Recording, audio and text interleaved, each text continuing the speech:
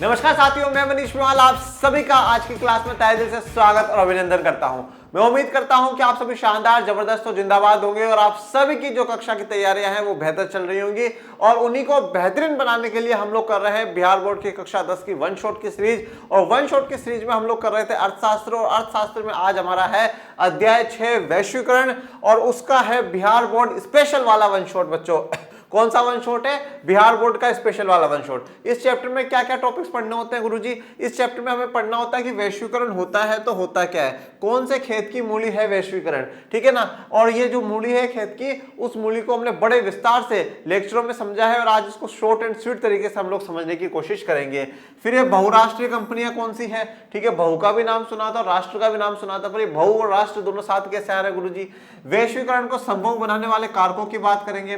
फिर भारत में वैश्वीकरण की क्या जरूरत पड़ गई, कैसे आया भारत में वैश्वीकरण, ठीक है, बिहार में वैश्वीकरण का क्या प्रभाव हुआ, क्योंकि अगर हम बिहार के होकर के बिहार के बारे में नहीं पढ़ेंगे तो फिर थोड़ा गलत बात हो जाएगी।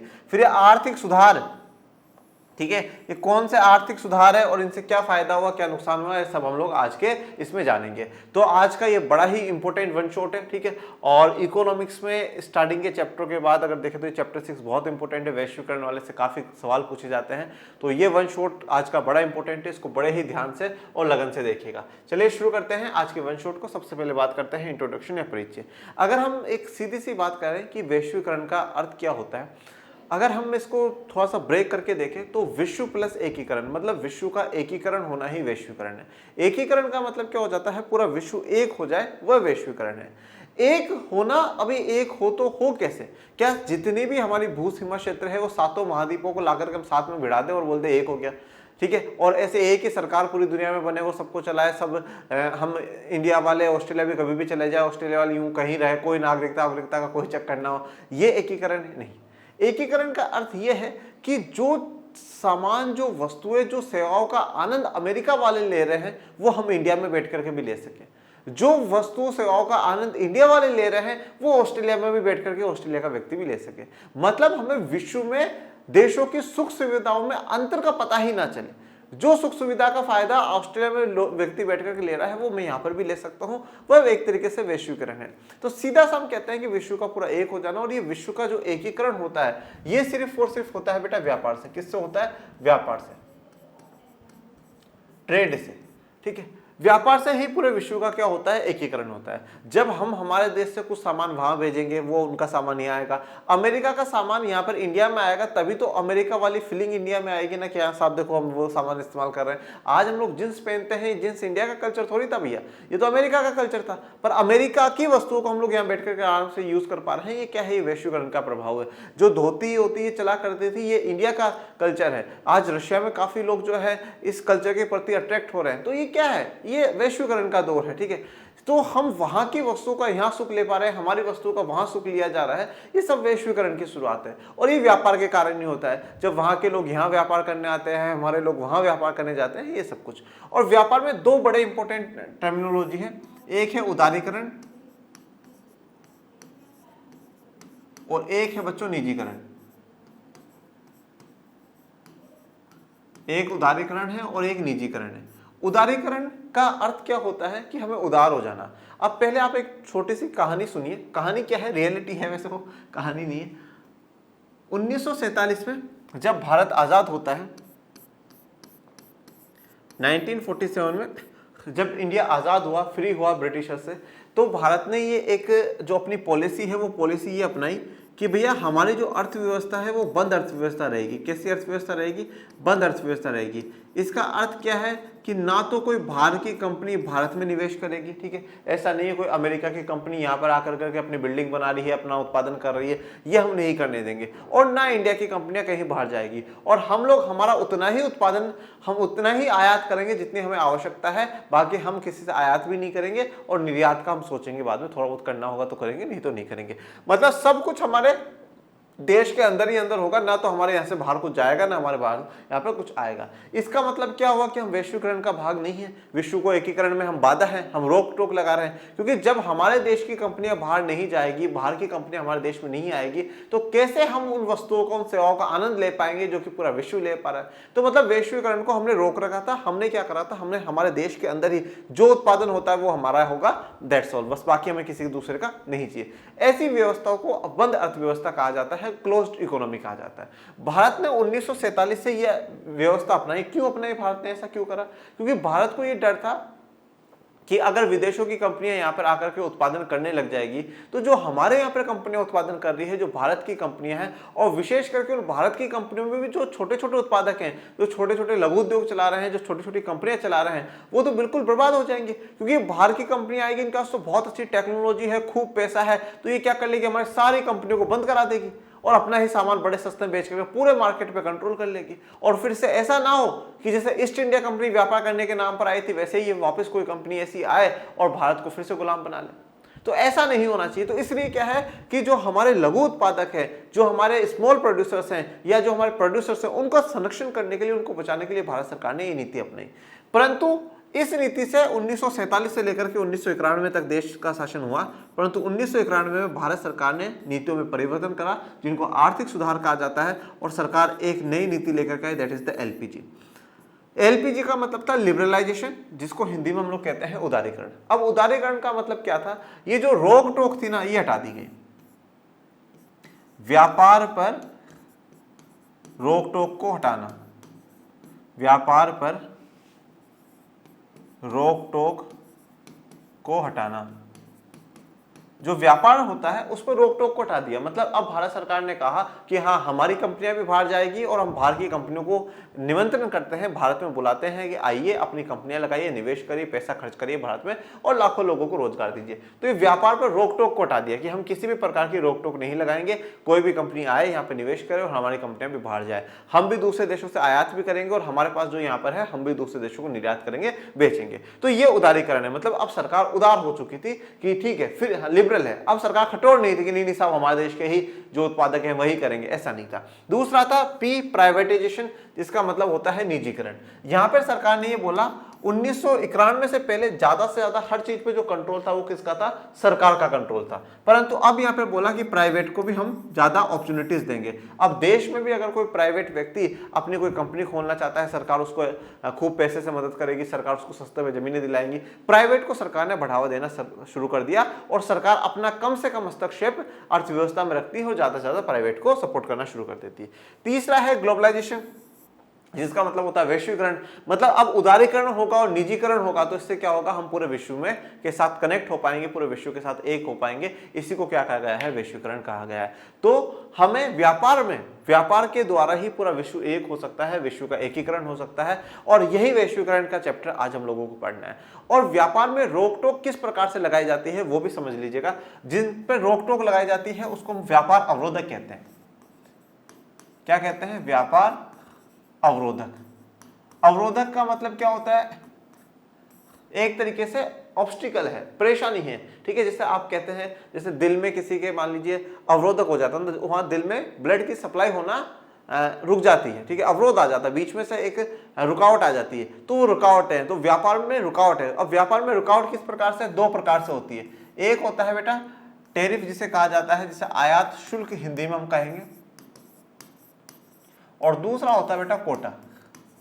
आयात शुल्क क्या है, आयात शुल्क यह है कि जब भी बाहर से किसी देश में सामान आता है, जैसे मान लीजिए बाहर से हमारे इंडिया में सामान आया है, तो उस सामान पे कुछ सरकार टैक्स लगाती है, जिसको क्या कहा जाता है, आयात शुल्क कहा जाता है। अब आप बोलोगे सर इसमें तो बुरी बात क्या है, बिल्कुल लगाना चाहिए, बिल्कुल लगाना चाहिए। परंतु क्या होता है कि जब सरकार चाहती है, हमारे देश की सरकार चाहती है कि नहीं साहब हमें इनके साथ व्यापार करना ही नहीं है, तो सरकार बहुत ज्यादा आयात शुल्क लगाती है, बहुत हाई टैक्स लगाती है, जिससे क्या होता है कि वो देश में महंगा हो जाता है, और महंगा हो जाता है तो लोग खरीदते नहीं है, और फिर उस वस्तु की डिमांड हमारे भारत के जो व्यापारी है वो बंद कर देते हैं, वो सामान हमारे पास नहीं आता, ठीक है। और सरकार चाहती नहीं साहब इस देश के साथ बहुत ज्यादा अच्छा हमारा व्यापार होना चाहिए, तो सरकार बहुत नाम मात्र का आयात शुल्क लगाती है, जिससे वो सस्ते में इंडिया में बिकता है और लोग खरीद लेते हैं। कोटा क्या होता है, कोटा एक लिमिट लगा देनी है कि हमें इतना ही सामान खरीदना है।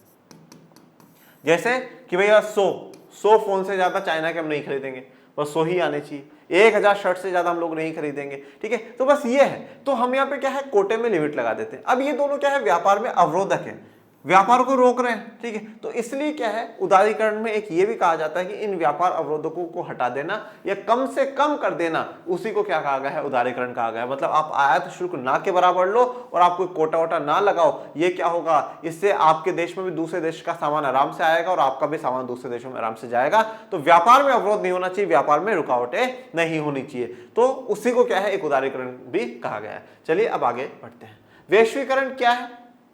वैश्वीकरण वह प्रक्रिया है जिसके द्वारा विश्व की विभिन्न अर्थव्यवस्थाओं का समन्वय या एकीकरण किया जाता है ताकि वस्तुओं एवं सेवाओं, प्रौद्योगिकी, पूंजी और श्रम या मानवीय पूंजी का भी निर्बाध प्रवाह हो सके। तो वैश्वीकरण क्या कही गई? एक प्रक्रिया कही गई बेटा, एक प्रोसेस कहा गया है, और प्रोसेस कभी रुकता नहीं है बेटा, प्रक्रिया हमेशा चलती रहती है। तो वैश्वीकरण एक ऐसी प्रक्रिया है जिसमें विश्व की जो विभिन्न अर्थव्यवस्था है, जो अलग अलग अर्थव्यवस्था है, या आप कह सकते हैं जो अलग अलग जो देश है, उनमें समन्वय या एकीकरण हो सके। समन्वय का मतलब क्या होता है? तालमेल हो सके, तालमेल बैठ सके, तालमेल हो या एकीकरण किया जाता हो। और वो एकीकरण कैसे होगा? वस्तुओं और सेवाओं को निर्बाध प्रवाह का मतलब क्या होता है? किसी प्रकार की बाधा के बिना, किसी प्रकार के रुकावट के बिना वो प्रवाह हो सके, फ्लो हो सके। जैसे अभी मैंने आपको उदाहरण दिया था कि हार्ट में हम कहते हैं जब वो हार्ट अटैक आता है या हार्ट में हम कहते हैं ब्लॉकेज हो जाता है, तो क्या हो जाता है? जैसे मान लीजिए कि भैया ये हार्ट है, ठीक है, ये हमारा दिल है और इस दिल की उसमें क्या हो गया, जैसे मान लीजिए यहाँ पे रुकावट आ गई है। अब यहाँ पे वो रुकावट आ गई तो उसको क्या है, उसको हटाना होता है जिससे कि जो ब्लड है वो अच्छे से फ्लो हो सके। तो इसलिए कहा गया है जो व्यापार है ना वो अच्छे से चल सके, मतलब यहाँ से भी सामान आ जा सके और यहाँ से भी सामान आ जा सके। तो दोनों देशों की तरफ से सामान आता जाता रहना चाहिए जिसमें वस्तु और सेवाएं आराम से आए जाए। प्रौद्योगिकी, टेक्नोलॉजी, अगर हमारे पास कुछ अच्छी टेक्नोलॉजी है तो हम उस देश को दें, और उस देश के पास कुछ अच्छी टेक्नोलॉजी है तो वो हमें दे। पूंजी और श्रम का, ठीक है भाई, पैसा, जैसे अब हमने कहा कि बाहर की कंपनी हमारे देश में आकर के इन्वेस्टमेंट करेगी। अब जो बाहर की कंपनी जैसे जापान की है पैनासोनिक है, वो इंडिया में आ रही है, वो अपनी फैक्ट्री लगा रही है, तो अब उसको पैसा हम तो नहीं दे रहे ना, वो अपनी पूंजी लेकर के आ रही है। हाँ, वो यहाँ पर आकर के रुपए में चेंज कर लेंगे, अपनी पूंजी लेकर के आ रहे हैं ना, हाँ भाई पूंजी लाए और हम उन्होंने यहाँ पे इन्वेस्ट करना शुरू कर दिया। तो भारत में क्या हो गया, और पैसा आ गया, ठीक है। श्रम या मानवीय पूंजी का भी निर्बाध प्रभाव हो सके। और आप देखते हैं कि आज अमेरिका के में काफी जो लोग हैं वो इंडियंस हैं, तो जो इंडिया की जनता है, जो इंडिया की जनसंख्या है, वो वहां पर काफी लोगों में काम करे। तो श्रम भी क्या है, इंडिया से उठ करके वहां पर गया है, लोग भी वहां पर गए हैं। तो ये वैश्वीकरण है। वैश्वीकरण के अंतर्गत पूंजी, वस्तु, प्रौद्योगिकी का निर्बाध रूप से एक देश से दूसरे देश में प्रवाह होता है। तो वैश्वीकरण का सीधा सा अर्थ यह है पूंजी का, पैसों का, वस्तु का, प्रौद्योगिकी का, किसी भी चीज का निर्बाध रूप से, मतलब किसी भी प्रकार की बाधा के बिना, किसी प्रकार के रुकावट के बिना एक देश से दूसरे देश में प्रवाह हो सकता हो, वही क्या कहलाता है बच्चों? वैश्वीकरण कहलाता है। क्या कहलाता है? वैश्वीकरण कहलाता है। इंग्लिश में क्या कहते हैं? ग्लोबलाइजेशन कहते हैं। दूसरे शब्दों में हम कह सकते हैं कि वैश्वीकरण निजीकरण तथा उदारीकरण की नीतियों का परिणाम है। बिल्कुल सही बात है। जब आप उदारीकरण कर रहे हो, उदारीकरण का मतलब क्या है? जो आप व्यापार अवरोधक है उनको हटा रहे हो, आप उनको रोक टोक को हटा रहे हो। मैंने फिर उदाहरण पे आऊंगा कि दिल में जैसे यूं भाई यहाँ पे रुकावट आ गई थी, उसको हटा दिया, मतलब फिर से क्या होगा, खून सही से फ्लो होने लगेगा, फिर से सही से बहने लगेगा। तो उसी प्रकार से क्या हुआ, जो व्यापार में रुकावट थी, व्यापार अवरोधक, आयात शुल्क का ज्यादा लगाना, कोटा लगाना, इनको हटा दिया तो क्या हो गया, अच्छे से वैश्वीकरण होगा, अच्छे से दो देश एक हो गए, एक दूसरे का सामान आया जाएगा। तो उदारीकरण होने से ही क्या हुआ, वैश्वीकरण हुआ। दूसरा हम कहें निजीकरण। निजीकरण में क्या है, आज देश में कोई व्यक्ति ऐसा है जिसमें बहुत टैलेंट है, वो अपनी कंपनी लगाता है, खूब बड़ी कंपनी खड़ी कर लेता है, और फिर वह कंपनी क्या है विदेशों में भी काफी पॉपुलर हो जाती है, और विदेशों से उसको ऑफर आता है कि साहब आप अपनी कंपनी यहां पर भी लगाओ।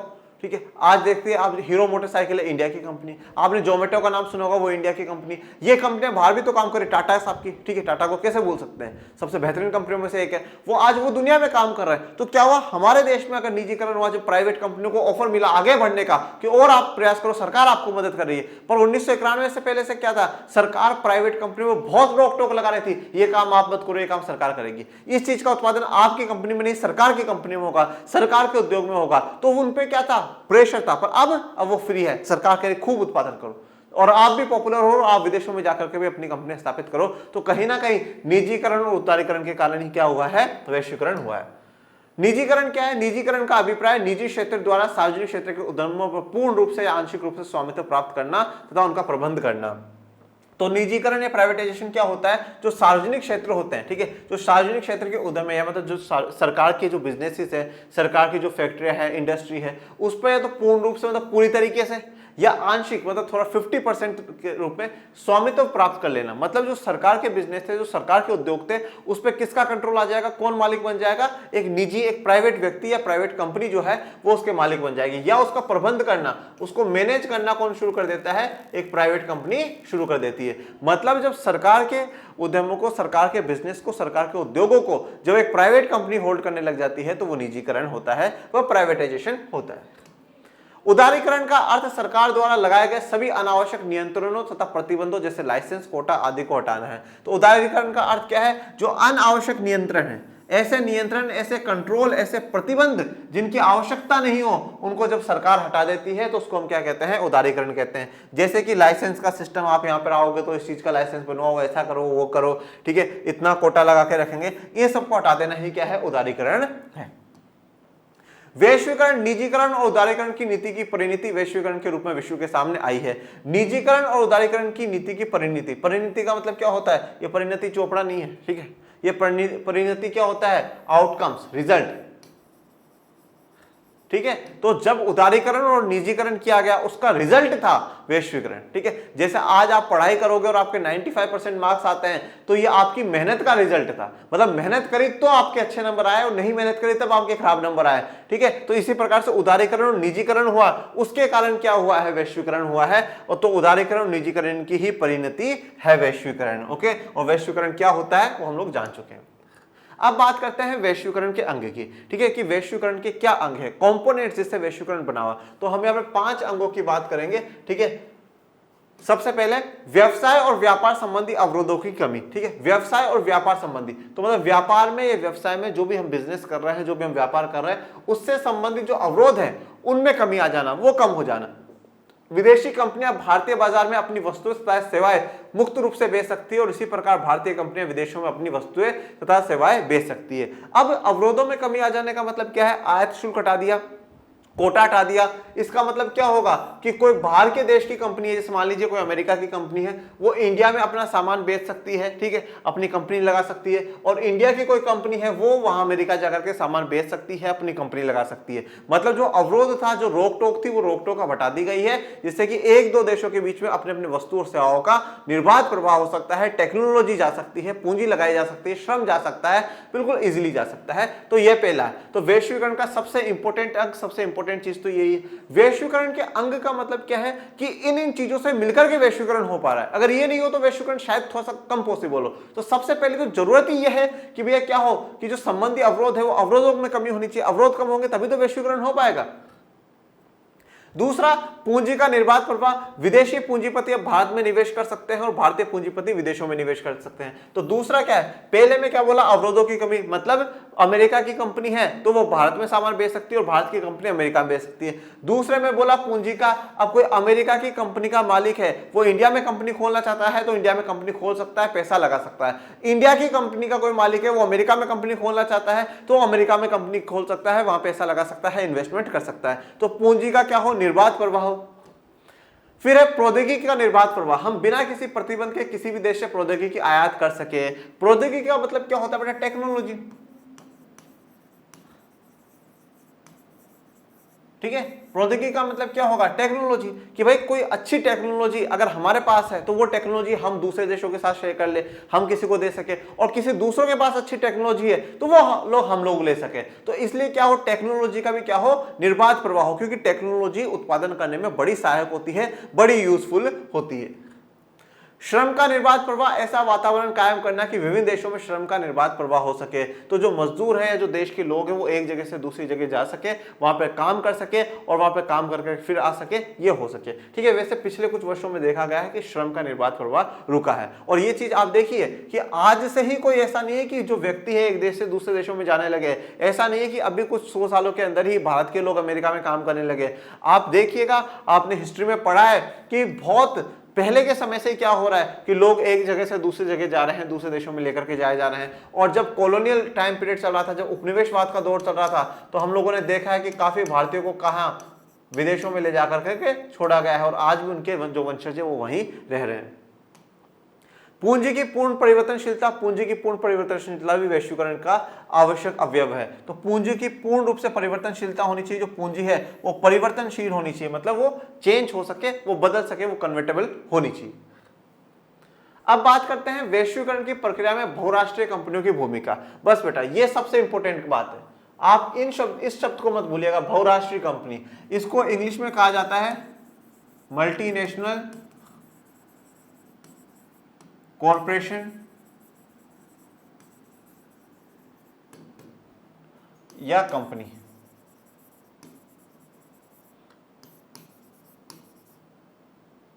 एमएनसी शॉर्ट में कहा जाएगा, बहुराष्ट्रीय कंपनियां या एमएनसी मल्टीनेशनल कंपनी। अब देखो शब्द को ही समझो आप, बहु, ठीक है, हिंदी में पढ़ा एक वचन, द्विवचन, बहुवचन, तो मतलब जो दो से ज्यादा हो, ठीक है, बहु तो हो, राष्ट्र, तो जो एक ऐसी कंपनी जो दो से अधिक राष्ट्रों में अपना उत्पादन फैला रखा हो, अपना स्वामित्व हो, ऐसी कंपनियों को हम लोग क्या कहेंगे, बहुराष्ट्रीय कंपनियां कहेंगे। जैसे कि फॉर एग्जांपल मान लीजिए, जैसे आज मैं आपको जोमेटो का उदाहरण देता हूं। जोमेटो इंडिया की कंपनी है, पर वो इंडिया में भी काम कर रही है, वो अमेरिका में भी काम कर रही है, वो और किसी देश में भी उत्पादन कर रही होगी, वो और किसी देश में भी उत्पादन कर रही होगी। तो ये दो से अधिक देशों में उत्पादन कर रही है या और बहुत ज्यादा देशों में उत्पादन कर रही है, तो इसको क्या कहेंगे, बहुराष्ट्रीय कंपनी कहेंगे। टाटा मोटर्स जैसे है, ये क्या है, बहुराष्ट्रीय कंपनी, मल्टीनेशनल कॉर्पोरेशन है, मल्टीनेशनल कंपनी है, जो कि बहुत सारे देशों में क्या कर रही है, उत्पादन कर रही है।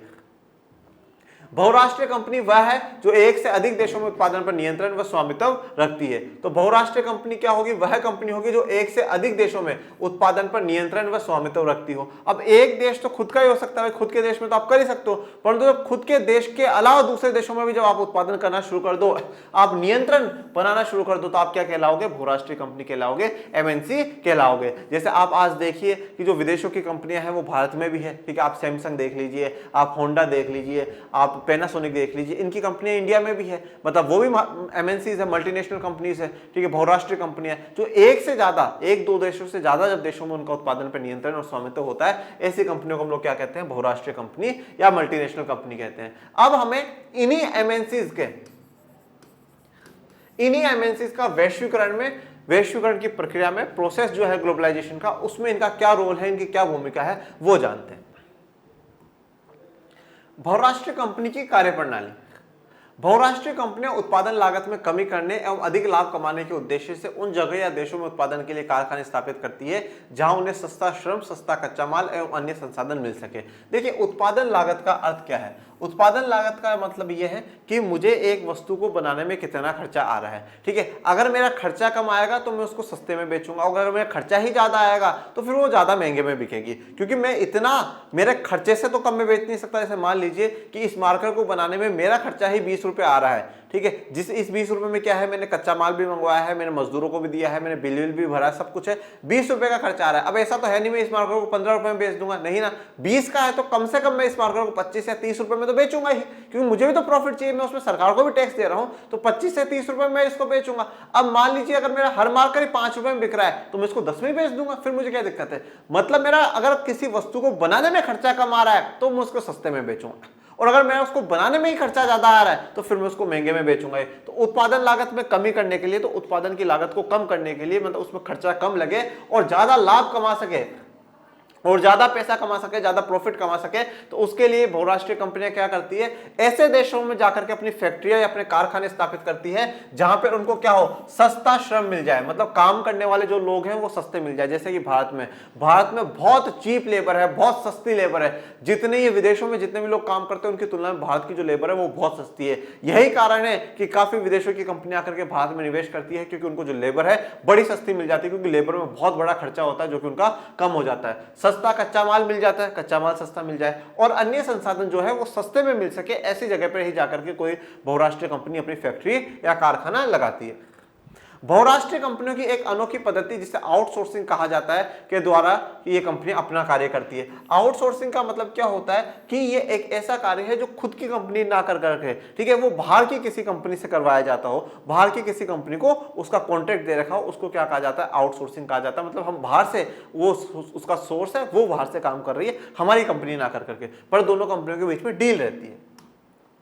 वे विभिन्न देशों में विभिन्न प्रकार का उत्पादन करती है। अब देखिए, विभिन्न देशों में विभिन्न प्रकार का उत्पादन करती है। अब ये इसका उदाहरण जैसे कि फॉर एग्जांपल आप मान लीजिए कि कोई एक कंपनी है, तो वो मोबाइल फोन बना रही है। अब क्या करेंगे, जैसे मान लीजिए मोबाइल फोन में क्या होगा, जैसे बैटरी है, मान लीजिए बैटरी चाइना में बन रही है, इसके बाद मान लीजिए जो इसकी बॉडी है वो उसकी बॉडी मान लीजिए इंडिया में सस्ते में लेबर में बन रही है, ठीक है, और उसके बाद उसका जो और कुछ है वो और कहीं पर बन रहा है, और फिर इसका जो सब कुछ जो असेंबल हो रहा है वो मान लीजिए जापान में हो रहा है। मतलब सबको एक जगह जो पैक करा जा रहा है, सब कुछ करा जा रहा है, वो जापान में करा जा रहा है। मतलब एक ही वस्तु के अलग अलग पार्ट अलग अलग देशों में बनाए गए, तो ये क्या हो रहा है, विभिन्न देशों में विभिन्न प्रकार का उत्पादन होता है, अलग अलग प्रकार का ये उत्पादन करा जा रहा है। और फिर इस मोबाइल के रिगार्डिंग अगर कोई भी समस्या आती है तो उसके लिए कॉल सेंटर कहां पर बना दिए, भारत में बना दिए। क्यों? क्योंकि कॉल सेंटर इंडिया में क्या है, अमेरिका के बाद सबसे ज्यादा इंग्लिश बोलने वाले लोग हैं, इंडिया में काफी एजुकेटेड लोग हैं, काफी पढ़े लिखे लोग हैं, और इंडिया का जो यूथ है वो काफी एक्टिव है, पूरी दुनिया में जाना जाता है। तो इसलिए क्या करा गया, यहाँ पे कॉल सेंटर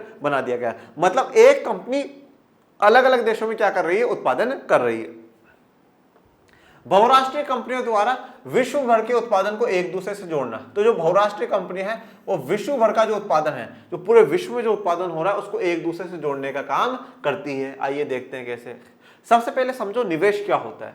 परिसंपत्तियों जैसे भूमि, भवन, मशीन एवं अन्य उपकरणों की खरीद में व्यय की गई मुद्रा को निवेश कहते हैं। निवेश या इन्वेस्टमेंट का अर्थ क्या होता है, परिसंपत्तियां या असेट्स जिन्हें इंग्लिश में कहा जाता है, असेट्स को खरीदने में। देखो, अगर मैं अपनी आम भाषा में बात करूं, असेट का मतलब या परिसंपत्तियों का मतलब ये होता है कि वो मेरे लिए लंबे समय तक चलेगी, वो मेरी परिसंपत्तियां है। और दूसरा क्या है, जब भी मैं परिसंपत्तियां, असेट ऐसी चीज होती है जब मुझे उनसे जरूरत होगी तो वो मुझे पैसा देगी, मुझे अर्न कर करके देगी, ठीक है। और उत्पादन में क्या होता है, उत्पादन में ऐसी जगह निवेश करना, ऐसी जगह पैसा लगाना जहां से जिन चीजों से मुझे फायदा हो, मुझे ज्यादा इनकम हो, वो परिसंपत्तियां कहलाती है। जैसे आज भूमि है, ये तो आप नॉर्मली देख भी सकते हैं, हम जमीन और मकान तो खरीद करके रख देते हैं लोग, जिनका पैसा होता है। लोगों का कहना रहता है कि भाई सोने का भाव घट सकता है पर जमीन का नहीं गिरता साहब, जमीन के भाव बढ़ते ही हैं। जमीन अगर आज 10 लाख की है तो 5 साल बाद वो 50 लाख की बोलेगी तो बोलेगी, 100% तय है। तो जमीन लोग बाग लेकर के रखते हैं, जमीन, मकान, ये सब कुछ। मशीन, ठीक है, मशीन, अब जैसे हम यहाँ उत्पादन की बात करें तो मशीन, अब मशीन भी लंबे समय तक चलेगी। और बाकी कोई ऐसे उपकरण जिनमें पैसा जो खर्च करा गया है, मुद्रा खर्च करी गई है, उसको हम लोग क्या करेंगे, निवेश कहेंगे। विदेशी निवेश या फॉरेन इन्वेस्टमेंट क्या होता है, बहुराष्ट्रीय कंपनियों द्वारा किए गए निवेश को विदेशी निवेश कहते हैं। यह निवेश लाभ कमाने के उद्देश्य से किया जाता है। और जब भी कोई बाहर की कंपनी, कोई बहुराष्ट्रीय कंपनी किसी देश में निवेश करती है तो उसको क्या कहा जाएगा, विदेशी निवेश कहा जाएगा। जैसे कि आज इंडिया में अमेरिका की कंपनी आकर के निवेश करती है तो हम उसको क्या कहेंगे, विदेशी निवेश उसको कहेंगे। और जब भी ये निवेश किया जाता है तो ये लाभ कमाने के उद्देश्य से ही किया जाता है, प्रॉफिट अर्न करने के उद्देश्य से ही किया जाता है कि हाँ साहब हमें प्रॉफिट कमाना है, इसलिए हम इतना इन्वेस्टमेंट कर रहे हैं। मतलब जैसे यहाँ पे दिखाया गया है कि एक पेड़ में पानी दिया जा रहा है। पानी क्यों दिया जा रहा है, क्योंकि कल को पेड़ बड़ा हो, फिर हमें छांव दे। तो ये भी क्या है, पैसों का पेड़ है जिस पे नोट लगेंगे, और फिर मतलब ऐसी जगह पे पानी डाल रहे हैं, ऐसी जगह पैसा लगा रहे हैं जिससे कि भविष्य में खूब पैसा ही पैसा आएगा। इस विदेशी निवेश को दर्शाने के लिए ये तस्वीर लगाएगी। काश सच में ऐसा होता भी, ठीक है, कि भाई साहब खूब पैसा होता हमारे पास, ठीक है, और पेड़ होता, जब जाए तब तोड़ लेते। परंतु उसमें ये बात है कि भाई करेंसी कहाँ की होती है, इंडिया वाली होती, डॉलर की आती, कौन सी करेंसी नोट पेड़ पर आती, ठीक है। बहुराष्ट्रीय कंपनियां कई प्रकार से अपने उत्पादन कार्य का प्रसार करती है। अब बहुराष्ट्रीय कंपनियां क्या है, जब किसी दूसरे देश में जाती है तो अलग अलग प्रकार से अपने कार्य का प्रसार करती है। सबसे पहला है स्थानीय कंपनी को खरीदना और उसके बाद उत्पादन का प्रसार करना। तो सबसे जनरली तो क्या करती है, अब जब कोई भी कंपनी किसी देश में आ रही है तो वो सबसे पहले क्या करेगी, वहां के मार्केट को समझने की कोशिश करेगी। यार यहाँ के मार्केट है क्या, यहाँ के लोग किस वस्तु को ज्यादा चाहते हैं, किस प्रकार की वस्तु को जैसे चाहते हैं। जैसे मान लीजिए मैं मोबाइल बनाने वाली ही कंपनी हूँ, तो मोबाइल में यहाँ के लोगों को कैसा मोबाइल चाहिए, सस्ते में चाहिए, महंगा चाहिए, क्या है क्या नहीं है, और यहाँ पर इंडिया के मार्केट में कौन सी ऐसी कंपनी है जो मुझे टक्कर दे सकती है। तो अगर कोई ऐसी कंपनी है जो मुझे बहुत ज्यादा कॉम्पीट कर सकती हो, या कोई ऐसी कंपनी है जो कोई ज्यादा फैली नहीं हो परंतु उसका भी थोड़ा सा रुतबा बढ़ जाएगा, तो ये क्या करते हैं, ऐसी कंपनियों को अपने अंडर में ले लेते हैं, उनको खरीद लेते हैं, और खरीद कर करके क्या है, फिर उत्पादन करना शुरू करते हैं। तो स्थानीय कंपनियां मतलब उस देश की जो कंपनियां हैं वहां की कंपनियों को खरीदेंगे और फिर अपना उत्पादन का प्रसार करेंगे। इसका उदाहरण है पार्ले समूह के थम्स अप ब्रांड को कोको कोला जो बहुराष्ट्रीय कंपनी ने खरीद लिया। तो जो पार्ले समूह का जो थम्स अप ब्रांड है उसको किसने खरीद लिया, कोको कोला ने खरीद लिया। अब कोको कोला और थम्स अप तो आप देखती हो दोनों सिमिलर सी है, ठीक है। तो जो कोको कोला क्या है, एक बहुराष्ट्रीय कंपनी है, एक एमएनसी है, तो इसने किसको खरीद लिया, थम्स अप को खरीद लिया जो कि पहले पार्ले समूह का था। फिर दूसरा है, कभी कभी बहुराष्ट्रीय कंपनियां इन देशों की स्थानीय कंपनियों के साथ संयुक्त रूप से उत्पादन करती है। देखो, और कभी कभार क्या होता है, मिलजुल करके काम करती है। अगर उनको लगता है कि नहीं नहीं साहब हम यहाँ की कंपनी को नहीं खरीद सकते, ठीक है, तो क्या कर लेते हैं, हाथ मिला लेते हैं। जैसे कि मैं आपको बताऊं, हीरो होंडा, हीरो इंडिया की थी, होंडा जापान की थी, दोनों ने मिलजुल करके काम शुरू कर दिया। मारुति सुजुकी, इंडिया और जापान मिलजुल करके काम करना शुरू कर दिया। मारुति सुजुकी जो कि कार की थी और हीरो होंडा जो मोटरसाइकिल की थी, तो उन्होंने क्या संयुक्त रूप से काम करना शुरू कर दिया, हाथ मिला करके उन्होंने काम करना शुरू कर दिया। इससे स्थानीय कंपनियों को एक तो नवीन प्रौद्योगिकी मिलता है जिसे बहुराष्ट्रीय कंपनी अपने साथ लाती है। अब देखो, जब भी कोई बहुराष्ट्रीय कंपनी आती है और किसी यहाँ की इंडिया की कंपनी के साथ हाथ मिला लेती है, संयुक्त रूप से काम करती है, तो संयुक्त रूप से काम करने से जो यहाँ की स्थानीय कंपनी है उसको दो फायदे होते हैं। पहला फायदा तो क्या है, जब कोई बाहर से कंपनी आ रही है तो उस बाहर से जो कंपनी आ रही है उसके पास अच्छी टेक्नोलॉजी हो सकती है, तो उसके पास अच्छी टेक्नोलॉजी हो सकती है, नई टेक्नोलॉजी हो सकती है, तो वो नई टेक्नोलॉजी लेकर के इंडिया में आती है। और जब नई टेक्नोलॉजी लेकर के वो इंडिया में आ रहे हैं तो उस टेक्नोलॉजी का इस्तेमाल अब दोनों मिलकर के ही तो करेंगे। तो इससे क्या होगा, इंडिया की जो कंपनी है उसको भी क्या मिल जाएगी, एक नई टेक्नोलॉजी मिल जाएगी और नए अच्छे से वो उत्पादन कर पाएंगे। दूसरा ज्यादा उत्पादन करने के लिए पूंजी मिलता है, क्योंकि बहुराष्ट्रीय कंपनी के पास काफी ज्यादा पूंजी होती है। और दूसरा क्या है कि उनको पूंजी मिल जाता है, पैसा मिल जाता है, क्योंकि जो बहुराष्ट्रीय कंपनी है उसका तो बहुत से देशों में बिजनेस चल रहा है, तो उसके पास तो खूब पैसा है। पर वो यहां पर आकर के उस कंपनी का यहाँ इंडिया में बहुत दबदबा था, इसलिए उन्होंने क्या करा, उनके साथ हाथ मिलाया। पर उस इंडिया की कंपनी जो लोकल कंपनी है, स्थानीय कंपनी है, उसकी तुलना में बहुराष्ट्रीय कंपनी का खूब पैसा है ना, बहुत ज्यादा पैसा है, तो बोला ये पैसा और लो और उत्पादन करो आप मस्तरों पर, दोनों साथ मिलकर के ही काम करेंगे, संयुक्त रूप से ही काम करेंगे। तो स्थानीय कंपनी को दो फायदे होते हैं भारतीय कंपनी के आने से, बहुराष्ट्रीय कंपनी के आने से। एक तो नई टेक्नोलॉजी मिल जाती है और दूसरा उनको खूब पैसा मिलता है, उत्पादन करने के लिए खूब पूंजी उनको मिलती है। तीसरा, बड़ी बहुराष्ट्रीय कंपनियां माल के उत्पादन के लिए छोटे उत्पादकों का सहारा लेती है। अब देखो, तीन तरीके हो गए। पहला तो क्या होगा, वो यहां की कोई कंपनी उसको खरीद लेगी और फिर उत्पादन करना शुरू करेगी। दूसरा, किसी कंपनी के साथ मिलकर के काम करेगी। और तीसरा क्या होता है कि छोटे जो उत्पादक है उनका सहारा लिया जाता है। जैसे फुटबॉल हो गई, क्रिकेट की बॉलें हो गई, ऐसी जो चीजें, जो खिलौने हो गए जो घरों में बन सकते हैं, वो उसमें क्या होता है, एक जैसे मान लीजिए ये अमेरिका की कंपनी है, ठीक है, अब ये क्या करेगी, इंडिया में 10-12 लोग हैं, उनको क्या करेगी, ऑर्डर दे देगी कि साहब मुझे 20 लाख जो ये खिलौने हैं वो बनवाने हैं। अब ये लोग क्या करेंगे, हर शहर में 30-30, 40-40 लोगों को ऑर्डर दे देंगे। फिर ये हर एक व्यक्ति गांव में जा जाकर के 100-100, 150-150 महिलाओं से वो काम करवा लेगा। फिर महिलाओं से, पुरुषों से, उनसे ये काम यहाँ से इसके पास जाएगा, इसके पास जाएगा, फिर वो यहाँ पे पहुंच जाएगा। मतलब उन्होंने अपनी कोई कंपनी नहीं भी लगा करके क्या करा, जो यहाँ के छोटे उत्पादक है उनसे उत्पादन करवा करके वो ले लिया। इस प्रकार से भी उत्पादन होता है। इस प्रकार हम देखते हैं कि बहुराष्ट्रीय कंपनियां संयुक्त उपक्रम के माध्यम से या कंपनियों के विलय से या विभिन्न देशों के छोटे उत्पादकों से माल आपूर्ति लेकर के अपना उत्पादन जाल फैलाती है। तो अब हम लोगों ने क्या देखा कि बहुराष्ट्रीय कंपनियां तीन तरीके से, या तो कहीं जाकर के किसी कंपनी के साथ हाथ मिला लेगी, संयुक्त उपक्रम बना लेगी, नहीं तो क्या करेगी, उस कंपनी को अपने अंडर में ले लेगी, नहीं तो वहां के जो छोटे उत्पादक है उनकी मदद से माल आपूर्ति करवाती है, सप्लाई करवाती है और अपना जाल फैला लेती है, अपना पूरा जो एम्पायर है वो बनाना शुरू कर देती है। इस तरह बहुराष्ट्रीय कंपनियों के द्वारा विश्व के दूर दूर स्थानों पर फैला उत्पादन एक दूसरे से संबंधित हो रहा है एवं वैश्वीकरण की प्रक्रिया में मुख्य भूमिका निभा रहा है। अब देखिए, बहुराष्ट्रीय कंपनियों के द्वारा जो विश्व के दूर दूर इलाके हैं, देखिए अब आज अमेरिका की कंपनी का सामान हमारे इंडिया में आराम से बन रहा है, आराम से बिक रहा है। इंडिया की कंपनी का सामान आज ऑस्ट्रेलिया में बिक रहा है, जापान में बिक रहा है, जापान से कहीं जा रहा है, बहुत आगे बिक रहा है। तो आज हम सब क्या हो गए, एक दूसरे से कनेक्टेड हो गए, एक दूसरे से जुड़ चुके हैं। इसके अलावा आज अगर इंडिया के पास कुछ अच्छी टेक्नोलॉजी है, वो अमेरिका में जाकर के काम कर रही है, तो वहां टेक्नोलॉजी लेकर के जाएगी। जापान की कोई कंपनी है वो इंडिया में आती है तो वो अच्छी टेक्नोलॉजी लेकर के आएगी। इस सबसे क्या हो रहा है, एक दूसरे से जो संबंधित है, सब एक दूसरे से जुड़ रहे हैं। और ये वैश्वीकरण की प्रक्रिया में जो मुख्य भूमिका है वो कौन निभा रहा है, वो बहुराष्ट्रीय कंपनियां निभा रही है, एमएनसी निभा रही है। बच्चों, वैश्वीकरण एवं बाजारों का एकीकरण।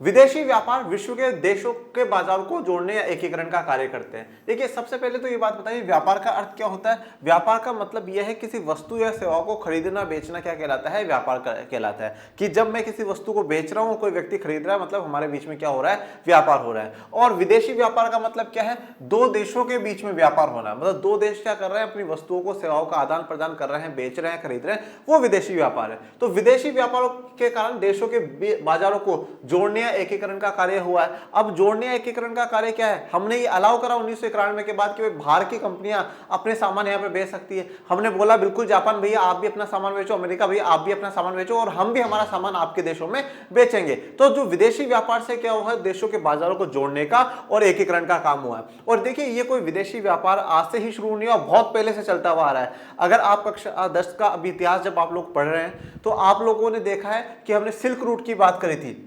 ये वही सिल्क रूट की तस्वीर यहाँ पर दिखाई है जो बहुत पहले समय से हो रहा था, उस सिल्क रूट की तस्वीर दिखाई है। तो ये भी क्या हुआ था, व्यापार के द्वारा ही दुनिया के एक दूसरे देश एक दूसरे से जुड़े हुए थे। वस्तुओं का बाजार में विकल्प बढ़ जाते हैं और विभिन्न देशों के बाजारों में वस्तुओं के मूल्य लगभग समान हो जाते हैं। अब वस्तुओं का बाजार विकल्प बढ़ जाते हैं। देखो अब बाजार में क्या होंगे, हमारे पास ऑप्शन बढ़ जाएगा। आज मान लीजिए 1991 से पहले की मैं बात करता हूं, आज हमने क्या कर रखा था, हमारी अर्थव्यवस्था को बंद कर रखा था। आज आपको जो मोबाइल फोन इंडिया में देखने को मिलेंगे उस समय 1991 से पहले, तब क्या था, जो इंडिया की कंपनियां बस उन्हीं के मोबाइल फोन देखने को मिलेंगे।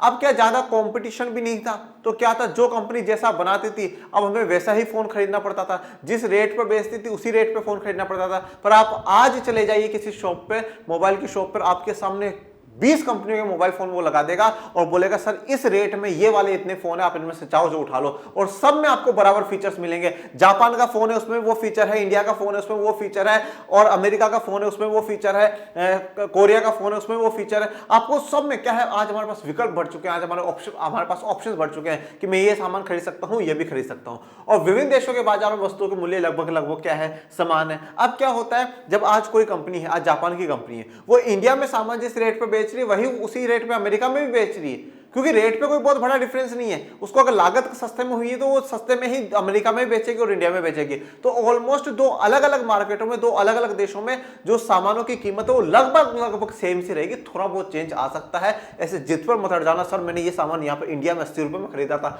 वहां पर महंगा मिल रहा था, थोड़ा बहुत रेट में चेंज आ सकता है। इस प्रकार विदेशी व्यापार दुनिया के देशों के बाजारों को जोड़ने या एकीकरण का काम करता है। तो इस प्रकार जो विदेशी व्यापार है ये दुनिया के बाजारों को जोड़ने का और एकीकरण का काम करता है। और ये विदेशी व्यापार किसके कारण हो पा रहा है, एमएनसीज के कारण हो पा रहा है। और एमएनसीज जो ये सब कुछ कर रही है, यही तो क्या कर रहे हैं, ग्लोबलाइजेशन है हमारा। वैश्वीकरण को संभव बनाने वाले कारक। अब वैश्वीकरण अगर हो रहा है, ये ग्लोबलाइजेशन अगर हो रहा है, तो किस चीज के कारण पॉसिबल हो रहा है, ऐसे कौन से फैक्टर्स हैं जिनके कारण वैश्वीकरण या ग्लोबलाइजेशन पॉसिबल हुआ है, संभव हो पाया है। तो आइए हम जानते हैं वैश्वीकरण को संभव बनाने वाले दो कारकों की बात करेंगे, जिसमें सबसे पहला है प्रौद्योगिकी में प्रगति। बेटा टेक्नोलॉजी में जो चेंज आया ना, उस टेक्नोलॉजी के चेंज के कारण बहुत कुछ बदल गया है। अब टेक्नोलॉजी होती क्या है, आप हम जैसा जीवन कल जी रहे थे उससे थोड़ा बेहतर जी रहे हैं, कहीं ना कहीं उसमें टेक्नोलॉजी का योगदान है। जैसे आज हम शिक्षा के ही क्षेत्र में ले लेते हैं, हम एक दौर था जब ब्लैक बोर्ड पे पढ़ते थे, फिर हम व्हाइट बोर्ड पे पढ़ने लगे, फिर आज हम लोग किस पे पढ़ रहे हैं, स्मार्ट बोर्ड पे पढ़ रहे हैं। ये स्मार्ट बोर्ड क्या है, एक टेक्नोलॉजी तो है। आज इस पर रफ करने की जरूरत नहीं पड़ती, नई स्लाइड लगा लेते, नई स्लाइड हमारे पास आ जाती, ठीक है। हमें लिख लिख करके आपको कॉपियां देने की जरूरत नहीं होती, हम यहीं पे जो लिखा इसी को सेव कर आप लोगों के पास भेज देते हैं। ये टेक्नोलॉजी की तो देन है कि आज आप कहां बिहार में बैठे हो और हम कहां बैठे हैं, ठीक है। हम देश के अलग अलग दो कोनों पर बैठे हुए हैं, पर आज मैं यहां से पढ़ा रहा हूं और आप वहां से पढ़ रहे हो, चाहे लाइव में पढ़ लीजिए चाहे रिकॉर्डेड में पढ़ लीजिए, आप पढ़ रहे हो ना। ये सब क्या है, ये टेक्नोलॉजी तो है। इस टेक्नोलॉजी में प्रोग्रेस हुई है, इसमें प्रगति हुई है, और इसी के कारण क्या हुआ है, वैश्वीकरण संभव हो पाया। टेक्नोलॉजी आप किसी भी चीज की बात कर लो, यातायात की बात कर लीजिए, आज ट्रांसपोर्टेशन इतना फास्ट हो चुका है कि मुझे यहां से लेकर के लंदन पहुंचने में ज्यादा समय नहीं लगेगा, मुझे यहां से ऑस्ट्रेलिया जाने में ज्यादा समय नहीं लगेगा। हमारा ट्रांसपोर्टेशन बहुत तेज हो गया। आज इंटरनेट की जो सुविधा हुई है, आज इंटरनेट के कारण मैं यहां बैठा अमेरिका के व्यक्ति से बात कर सकता हूं, मैं यहां बैठा ऑस्ट्रेलिया के व्यक्ति से बात कर सकता हूं, मैं यहां बैठा जापान के व्यक्ति से बात कर सकता हूं, ठीक है। तो ये इंटरनेट की देन है, ये सब क्या है, ये टेक्नोलॉजी है। और टेक्नोलॉजी में प्रोग्रेस होने के कारण क्या हुआ, वैश्वीकरण संभव हुआ है। प्रौद्योगिकी में तीव्र उन्नति वह मुख्य कारक है जिसने वैश्वीकरण की प्रक्रिया को उत्प्रेरित किया है। आज हम ऐसे प्रौद्योगिकी के युग में जी रहे हैं जब समय एवं स्थान की दूरियां सिमट गई है और दुनिया एक वैश्विक गांव बन गई है। तो आज प्रौद्योगिकी ने क्या है, तीव्र उन्नति करी है, बहुत फास्ट प्रोग्रेस आज करी है, बहुत ज्यादा सुधार प्रौद्योगिकी में हुआ है, और उसी के कारण क्या है, वैश्वीकरण की जो प्रक्रिया है ये हो पा रही है। आज समय एवं स्थान की दूरियां सिमट गई है। आज मैंने क्या कहा, मैं यहां से कुछ देर बाद क्या है, यूनाइटेड किंगडम पहुंच सकता हूं, लंदन पहुंच सकता हूं, मैं यहां से कुछ घंटों बाद अमेरिका पहुंच सकता हूं, एरोप्लेन में बैठा हूं, थोड़ी देर बाद मैं अमेरिका पहुंच जाऊंगा। तो आज स्थान की दूरियां मिट चुकी है। आज मैं इंडिया में बैठा बैठा अमेरिका का सामान यूज कर रहा हूं, तो मुझे वहां जाने की आवश्यकता ही क्या है, मैं क्यों जाऊं? मैं अमेरिका, इंडिया में बैठ करके मैं अमेरिका के सामान का इस्तेमाल कर रहा हूं, मैं इंडिया में बैठ करके ऑस्ट्रेलिया के सामान का इस्तेमाल कर रहा हूं। तो वो आज जो स्थान की जो दूरियां थी वो दूरियां मिट चुकी है। आज समय है, मैंने कहा हम जल्दी से पहुंच जाते हैं, जल्दी से आ जाते हैं, इनकी दूरियां मिट चुकी है। सब किसके कारण हो पाया है? प्रौद्योगिकी के कारण हो पाया। पूरी दुनिया एक वैश्विक गांव बन गई है। जैसे गांव में कैसा माहौल होता है, गांव में सब कुछ होगा, सब आस पड़ोस में होंगे, सब कहीं भी आ जा सकते हैं आराम से। एक गांव का सा टाइम, मतलब पूरी दुनिया जो क्या बन गया, एक छोटा सा गांव बन गया। ठीक है, कहीं से भी कहीं कितनी भी दूरी हो हम बिल्कुल जल्दी से पहुंच जाते हैं। किसी भी व्यक्ति से हम लोग बात कर लेते हैं, किसी भी व्यक्ति से हम लोग कनेक्ट हो जाते हैं। आज सोशल मीडिया पे क्या है, आप जो फॉरेनर्स है आप उनसे भी बात कर सकते हो, कर सकते हैं ना, कोई दिक्कत वाली बात नहीं है। ठीक है, आज बहुत सी ऐसी यूनिवर्सिटीज हैं इंडिया में जहां से विदेश के बच्चे यहाँ पर आकर के पढ़ रहे हैं। आज इंडिया में के बहुत से बच्चे अमेरिका में पढ़ रहे हैं। तो बिल्कुल सब कुछ यूं छोटा सा गांव सा बन चुका है। आज कोई बहुत बड़ी बात नहीं। पहले के समय में और अमेरिका, और पहले तो ऐसा अमेरिका दूर या चांद दूर, अरे अमेरिका दूर है, चांद तो यहाँ से दिखता है, अमेरिका तो दिखता नहीं इसलिए दूर है। पर आज क्या है, आज सबसे इंपॉर्टेंट अगर कोई चीज है ना बेटा, वो पैसा है। सही बता रहा हूं, अगर जिस व्यक्ति की जेब में पैसा है ना, उसके लिए सब कुछ पॉसिबल है। पैसा है ना जेब में, इंसान की जेब में पैसा है ना, तो व्यक्ति सब कुछ सामने वाला बुला देता है। पैसा हो, टैलेंट हो, बस बाकी भाड़ में गया। आप कहीं पहुंच सकते हो, आप अमेरिका, ऑस्ट्रेलिया, जापान कहीं पर भी चले जाओगे, आराम से पहुंच जाओगे आप। और खूब पैसा आपके पास होना चाहिए, बस पैसे की माया है। आज के जमाने में पैसा सब कुछ है।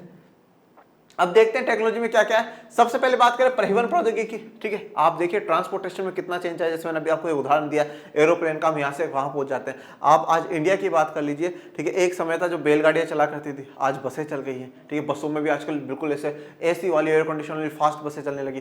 ट्रेन में हम लोग बात करें, ट्रेन की स्पीड डे बाय डे बढ़ती जा रही है। अब वंदे भारत ट्रेनें चलाई जा रही हैं, जिनमें क्या है और भी स्पीड के साथ ट्रेनें, तो हम बहुत जल्दी पहुंच जाते हैं। रोड्स को इतनी फास्ट कनेक्टिविटी दी जा रही है, इतने बेहतर रोड्स बनाए जा रहे हैं, इतनी बेहतर बसेज, इतना बेहतर ट्रांसपोर्टेशन करा जा रहा है कि हम कितनी ही डिस्टेंस हो जल्दी से जल्दी हम लोग पहुंच जाते हैं, 4 घंटों में, 5 घंटों में। तो परिवहन ने जो है वो बहुत ज्यादा तरक्की करी है। फिर है सूचना एवं संचार प्रौद्योगिकी। सबसे इंपॉर्टेंट संचार। आज हमारा कम्युनिकेशन की जो टेक्नोलॉजी ना, वो बहुत बेहतर हो गई है। कम्युनिकेशन की टेक्नोलॉजी हमारी बहुत बेहतर हो गई। और एक बात आप ध्यान दीजिएगा कि परिवहन, संचार और व्यापार, ये तीनों बेटा एक दूसरे से जुड़े हुए हैं। ये तीनों एक दूसरे के साथ कनेक्टेड हैं, एक साथ लिंक है बेटा। कैसे? सब व्यापार का मतलब क्या है, हम किसी वस्तु का आदान प्रदान करें, और आदान प्रदान करने के लिए हमारी जरूरत है संचार होना, मतलब हमारे बीच में बातचीत होना, हमारे मन का जो भाव है उसका आदान प्रदान होना। अपन इन दो का तो मैं आपको आपके और हमारे बीच का ही रिलेशन बता देता हूं। अगर आप ये बात सोचिए, अगर आपको लर्न एंड शेयर का नंबर ही नहीं मिलता, लर्न एंड शेयर से आपकी बात ही नहीं हो पाती, तो क्या आप कभी हमारा कोर्स खरीद पाते? नहीं खरीद पाते। क्या मुझे कभी आपके बारे में पता चलता? नहीं पता चलता, कभी नहीं पता चलता। तो पहले तो क्या हुआ, संचार हुआ, क्योंकि संचार का साधन था हमारे पास। आपके पास भी मोबाइल फोन था, हमारे पास भी मोबाइल फोन, आपके पास भी इंटरनेट था, हमारे पास भी इंटरनेट था। हो सकता है आपने यूट्यूब पर देख लिया, हाँ यार लर्न एंड शेयर वाले पढ़ाते हैं, इनसे खरीदना। तो क्या हुआ, पहले तो संचार हुआ, आपके और हमारे बीच में बातचीत हुई, फिर बातचीत हुई तब व्यापार हुआ। व्यापार तो नहीं कहूंगा वैसे ही, ठीक है, एजुकेशन व्यापार नहीं है, परंतु एक डील हुई कि हाँ बेटा हम आपको पढ़ाएंगे और आप हमसे पढ़ेंगे। वो कैसे पॉसिबल हो पाया? पहले संचार होना। और आप यहीं पे एक जैसे उदाहरण ले लीजिए, जैसे कि आज आप हो, आप बिहार में बैठे हो, आप बिहार में एक बहुत बड़े कपड़े की फैक्ट्री के मालिक हो, ठीक है, और मैं यहाँ पे राजस्थान में बैठा हुआ, राजस्थान में पूरे राजस्थान में कपड़ों को सप्लाई करने वाला एक बहुत बड़ा व्यापारी हूं। तो मेरी पहले आपसे बात हुई है, हेलो भाई साहब, इस बार राजस्थान में 1 लाख कपड़ों की जोड़ियां चाहिए। तो पहले क्या हुआ, संचार हुआ, हाँ साहब राजस्थान में इस बार मनीष जी को 1 लाख कपड़ों की जोड़ियां, तो 1 लाख का ऑर्डर भाई राजस्थान से आया, मनीष जी की तरफ से लिखो। पहले हमारे बीच में संचार हुआ, संचार हो गया, हाँ सर इतने में इतनी रेट लगाएंगे इस बार, ये है, ये बोला, ठीक है ठीक, कोई बात नहीं। अब आपने परिवहन के द्वारा, ठीक है, चाहे आपने बस में, चाहे आपने एरोप्लेन में, चाहे आपने किसी में भी वो सारा सामान रखवा करके राजस्थान भेजा होगा। फिर मैंने आपको क्या करा, फिर मैंने आपको पेमेंट करा। तो ये क्या हुआ, ये सब एक साथ जुड़े हैं। पहले संचार होना, फिर हमारा व्यापार होना, परिवहन के साथ वो सामान एक जगह से दूसरे के पहुंचना, ये सब जुड़े हुए हैं। तो परिवहन अगर सक्सेसफुल हुआ है तो संचार का भी सक्सेसफुल होना जरूरी है। आज आप देखिए, मैंने कहा ना, हम अमेरिका में बैठे व्यक्ति से बात कर सकते हैं। आज हम ये बात अमेरिका की भी आप छोड़िए, आज हम भारत में एक जगह से दूसरे जगह के साथ वीडियो कॉलिंग कर सकते हैं। आज आप जूम मीटिंग जैसे ऑप्शंस देखते हैं, आप व्हाट्सएप पे वीडियो कॉल देखते हैं, पता ही नहीं चलता वो व्यक्ति इतनी दूर बैठा, जब सामने होता और बिल्कुल क्लियर नेटवर्क चल रहा हो तो पता ही नहीं चलता वो व्यक्ति दूरी पर है, बिल्कुल ही नजदीकी सी महसूस होती है। आप उससे आराम से बात कर लो, बस हाँ हम एक दूसरे को छू नहीं सकते, बाकी सब बातचीत हो सकती है। बिल्कुल हम उसको देख सकते हैं, वो हमें अच्छे से देख सकता है, हमारे इमोशंस देख सकता है, हमारा फेस देख सकता है, सब हम बात अच्छे से कर सकते हैं। तो ये क्या हुआ है, ये टेक्नोलॉजी का ही तो आधार बढ़ा है ना बेटा। फिर बात है इंटरनेट। इंटरनेट तो बहुत इंपॉर्टेंट, ठीक है, और आज इंटरनेट की ही देन है कि आप वहाँ बैठ करके हमारी क्लासेस ले पा रहे हैं। इंटरनेट मतलब एक तरीके से इंटरनेट वरदान भी है तो अभिशाप भी है। जो इसका गलत प्रयोग करे उसके लिए अभिशाप है, और जो इसका अच्छा से इस्तेमाल करे जैसे कि आज आप लोग कर रहे हैं तो ये वरदान है, आप पढ़ाई के लिए यूज़ कर रहे हैं। तो इंटरनेट के कारण भी क्या हुआ, वैश्वीकरण पॉसिबल हो पाया है। दूसरा है विदेशी व्यापार तथा विदेशी निवेश का उदारीकरण, ठीक है। अब जो दूसरा कारण है जिसके कारण वैश्वीकरण संभव हो पाया है वो क्या है, विदेश व्यापार और विदेशी निवेश का उदारीकरण कर देना है। सन 1991 से उदारीकृत व्यापार नीति प्रारंभ की गई। विदेश व्यापार एवं विदेशी निवेश से अवरोधों को जैसे आयात पर कर आदि को काफी हद तक हटा दिया गया है। ये कहां की बात कर रहा है, भारत की बात कर रहा है। अब देखो यहां पर मैं बीच में क्या है, बीच में किसी प्रकार का अवरोधक नहीं चाहता हूं, इसलिए मैं पहले ही आपको समझा देता हूं। अब यहां पर बात आई है कि सन 1991 से उदारीकृत नीतियां भारत ने अपनाई, ये मैंने पहले ही आपको समझा दिया। 1947 से 91 तक की कहानी और 91 के बाद की जो कहानी है वो पहले ही समझा दी। तो 1991 से भारत ने क्या करा, उदारीकृत व्यापार नीति अपनाई। उदारीकृत व्यापार नीति का मतलब क्या है, विदेशी व्यापार पे और विदेशी निवेश पे जो अवरोधक है, जैसे कि आयात पर जो बाहर से सामान मंगवाया है उस पर कर लगाना, इन सबको काफी हद तक सरकार ने हटा दिया या काफी हद तक कम कर दिया। तो जो व्यापार अवरोधक है उनको सरकार ने हटा दिया, जिसके कारण क्या हुआ, उदारीकरण हो गया। उदारीकरण अवरोधों को हटाने की प्रक्रिया उदारीकरण का नाम दिया गया है। तो उदारीकरण की एक आसान परिभाषा यह भी है कि अवरोधकों को हटाने की जो प्रक्रिया है, जो प्रोसेस है कि हम अवरोधकों को हटा देते हैं या कम कर देते हैं, इसी को हम लोग क्या कहते हैं, उदारीकरण कहते हैं या लिबरलाइजेशन कहते हैं। अब बात करते हैं विश्व व्यापार संगठन। देखो आज एक हमारा परिवार होता है, परिवार में जैसे मान लीजिए सब अपना अपना काम करते हैं। आपके फादर अपना कुछ काम करते होंगे, आपके चाचा जी कुछ अपना काम करते होंगे, आप कोई इसी क्लास में पढ़ रहे हो, आपके छोटे बहन भाई, आपके बड़े बहन भाई वो कुछ करोगे, सब अलग अलग कर रहे हैं, सबको अपनी अपनी बिल्कुल छूट है, पूरा पर घर में सब एक साथ रहते हैं, खाते पीते हैं, एंजॉय करते हैं। तो इस पूरे परिवार को कंट्रोल करने वाला भी कोई होना चाहिए, ठीक है, जिससे कि सभी के बीच में अच्छे रिश्ते बने रहे, कोई किसी के साथ गलत ना करे, इस प्रकार से। तो इसी प्रकार से जब पूरी दुनिया में व्यापार हो रहा है, पूरी दुनिया को एकीकरण पे लगे हुए हैं कि पूरा विश्व एक होना चाहिए, तो उनके व्यापार पे कंट्रोल रखने वाला, उनके व्यापार पे नियंत्रण रखने वाला, सबको व्यापार का सही दाम दिलाने वाला कोई संगठन, कोई संस्था तो होनी चाहिए। तो वही एक संस्था है जिसका नाम है विश्व व्यापार संगठन, और जिसको इंग्लिश में कहा जाता है बेटा वर्ल्ड ट्रेड ऑर्गेनाइजेशन।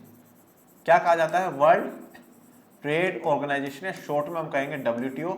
इसकी स्थापना कब हुई थी, 1 जनवरी 1995 में हुई थी। तो अब आप पूछोगे कि सर जी क्या 1 जनवरी 1995 से पहले कोई संस्था काम नहीं कर रही थी? बिल्कुल गलत बात, संस्था काम कर रही थी, जिसका नाम था गेट बेटा, general agreement on trade and tariff, ठीक है, जनरल एग्रीमेंट, ठीक है, एक सामान्य एक एग्रीमेंट था, ठीक है, अनुबंध था, किस पर, ट्रेड व्यापार पर, और टैरिफ का मतलब क्या होता है, आयात शुल्क पर, ठीक है ना, आयात शुल्क। तो पहले ये संस्था काम कर रही थी, परंतु इस संस्था को हटा करके एक नई संस्था बनाई गई जिसका नाम रखा गया विश्व व्यापार संगठन, और जो कब स्थापित हुई, 1 जनवरी 1995 को। विश्व व्यापार संगठन एक ऐसा अंतरराष्ट्रीय संगठन है। अंतरराष्ट्रीय संगठन का मतलब क्या है, राष्ट्रों से मिलकर के बना हुआ संगठन, राष्ट्रों से मिलकर के बना हुआ संगठन, जो देशों से मिलकर के बना है, एक ऐसा संगठन है, एक ऐसा ऑर्गेनाइजेशन है जिसका उद्देश्य अंतरराष्ट्रीय व्यापार को उदार बनाना है। तो किसको उदार बनाना, अंतरराष्ट्रीय व्यापार, मतलब देशों के बीच में जो व्यापार हो रहा है उसको उदार बनाना। उदार बनाने का मतलब क्या है कि सभी देश अपने देशों में जो व्यापार अवरोधक है उनको हटाए या उनको कम करे। तो सभी देशों के बीच में व्यापार बिल्कुल स्मूथनेस से, बिल्कुल आराम से व्यापार होना चाहिए, किसी भी देश में किसी भी प्रकार का अवरोधक नहीं होना चाहिए। यह काम किसका है, WTO का है। इसकी स्थापना कब करवाई गई थी, जनवरी 1995 में करवाई गई थी, जनवरी 1995 में हुई थी। इसका मुख्यालय कहां पर है, जेनेवा में है, याद रखिएगा, MCQs में पूछ लिया जाएगा बच्चों। अंतरराष्ट्रीय व्यापार से संबंधित नियमों को निर्धारित करता है और देखता है कि नियमों का पालन हो, ठीक है। और इसका मेन काम क्या है, अंतरराष्ट्रीय व्यापार को उदार बनाना, ठीक है, कि भाई सबके बीच में व्यापार जो है स्मूथनेस से हो। उसके अलावा क्या है, अब उदार बनाने के लिए, व्यापार को स्मूथली चलाने के लिए, सभी देशों के बीच में अच्छे से व्यापार हो, उसको अच्छे से चलाने के लिए कुछ नियम बनाने होंगे। वो नियम बनाने का काम किसका है, WTO का है। अब WTO में कौन है, सारे देश ही तो बैठ करके नियम बना रहे हैं, सारे देश बैठे, भाई अंतर्राष्ट्रीय संगठन है, जो इससे जुड़ा हो वो सारे देश बैठ करके क्या करेंगे, नियम बनाएंगे, हाँ हाँ साहब ये देखो अब ऐसा होगा, इतना ही आयात शुल्क लगाएंगे, सबके बीच में व्यापार बढ़ना चाहिए। तो अंतर्राष्ट्रीय संगठन ही मिलकर के WTO बनता है। और ये WTO का क्या काम है कि सभी के बीच में अच्छे से व्यापार हो, उसका नियमों को निर्धारित करे और नियमों का कौन पालन कर रहा है और कौन नहीं कर रहा है, इस बात का ध्यान दिया जाए। परंतु अब WTO में क्या है, एक आरोप लगाया जाता है। आरोप से पहले एक बात जान लीजिएगा, इसके 164 देश इसके सदस्य हैं। इस पे एक आरोप लगाया जाता है कि जो विकसित देश है, जो मजबूत देश है, जैसे अमेरिका हो गया, चाइना हो गया, इन देशों पे क्या है कि जब ये देश अपने वहां पर व्यापार अवरोधक लगा लेते हैं, मतलब किसी देश का सामान नहीं आने देते हैं, कोटा लगा देंगे, तो WTO संगठन कुछ ही नहीं बोलता, ठीक है, चुपचाप सुन लेता है। परंतु जैसे विकासशील देश है, विकासशील जो देश है जैसे कि भारत हो गया और बाकी जो देश है, ऐसे देश जब अपने देशों पर व्यापार अवरोधक लगाते हैं अपने यहाँ के जो लोकल जो प्रोड्यूसर है, यहाँ के जो उत्पादक है, उनको बचाने के लिए, तो ये WTO कहता है नहीं नहीं, जो भारत है या जो दूसरा विकासशील देश है वो क्या कर रहा है, WTO को नियमों को तोड़ रहा है, जो कि गलत बात है। तो ये थोड़ा सा जो WTO का व्यवहार है वो थोड़ा सा क्या है, भेदभाव वाला कभी कभार लगता है, परंतु फिर भी WTO का एक अपना महत्व है, एक अपनी आवश्यकता है, अपनी जरूरत है, जो कि होने भी चाहिए। WTO जैसा संस्थान होना भी चाहिए और कोशिश है WTO की कि पूरी दुनिया में जो व्यापार है उसका उदारीकरण हो और अच्छे से पूरी दुनिया में व्यापार चले। भारत में वैश्वीकरण क्यों, बड़ा सवाल, ठीक है। भारत में वैश्वीकरण की क्या आवश्यकता है, ठीक है, पहले भी चल रहा था तो अभी भी चलता रहेगा, तो वैश्वीकरण क्यों कर रहे हो भारत में? कि विकास की वर्तमान स्थिति में भारत के उद्योग एवं व्यापार को नई प्रौद्योगिकी और ज्ञान की आवश्यकता है, ठीक है। तो अब विकास का जो वर्तमान स्थिति है उस हिसाब से अगर हम देखें तो भारत के उद्योग और व्यापार को नई प्रौद्योगिकी, एक नए टेक्नोलॉजी की और नए ज्ञान की आवश्यकता है। ज्ञान की तो वैसे जरूरत नहीं है, ठीक है, भारत में जो ज्ञान है वो बहुत है, भारत का टैलेंट, भारत का कौशल पूरी दुनिया में फेमस है। और वैसे अगर मजाक में भी कहूँ तो भारत में ज्ञानियों की कमी नहीं है ठीक है, राह पर चलते हुए लोग आपको ज्ञानी मिल जाएंगे, ठीक है, ये मजाक का दायरा है, पर वैसे भी सच में भारत में बहुत टैलेंट है। पूरी दुनिया में भारत के टैलेंट का जय जयकार है। और कभी कभार मैंने ऐसा पढ़ा है, कहा जाता है कि अमेरिका में से अगर भारतीय काम छोड़ देना तो अमेरिका जो विकसित देश है ना वो पूरा डाउन आ जाएगा, इतना मतलब भारतीयों का टैलेंट की बात होती है। तो अब भारत के जो उद्योग है, व्यापार है, उनको नई प्रौद्योगिकी और ज्ञान की आवश्यकता है। देखिए अब जब हम 1991 में नई नीति अपना रहे हैं, जब 1947 से लेकर के 91 तक सरकार ये कह रही है कि हम हमारे उत्पादकों को बचाना चाहते हैं, हम यहाँ के जो प्रोड्यूसर हैं उनको बचाना चाहते हैं, नहीं तो बाहर की कंपनियां आकर के इनका धंधा चौपट कर देगी, इनका धंधा चौपट कर देगी। तो फिर ऐसा 91 में क्या हुआ कि सरकार को ये बात नजर नहीं है। सरकार ने ये बोला फिर 91 में कि देखिए अब समय आ चुका है कि भारत की कंपनियां बाहर की कंपनियों के साथ कंपटीशन करें, और जब तक इनमें कंपटीशन की भावना नहीं आएगी ना, तब तक क्या होगा, ये अपनी स्टैंडर्ड को नहीं बढ़ाएंगे। जैसे मान लीजिए आज क्लास में आप एक ही बच्चे हैं, आपके 10 में से 2 नंबर आए तो भी आप ही टॉपर हो और 10 में से 6 आए तो भी आप ही टॉपर हो।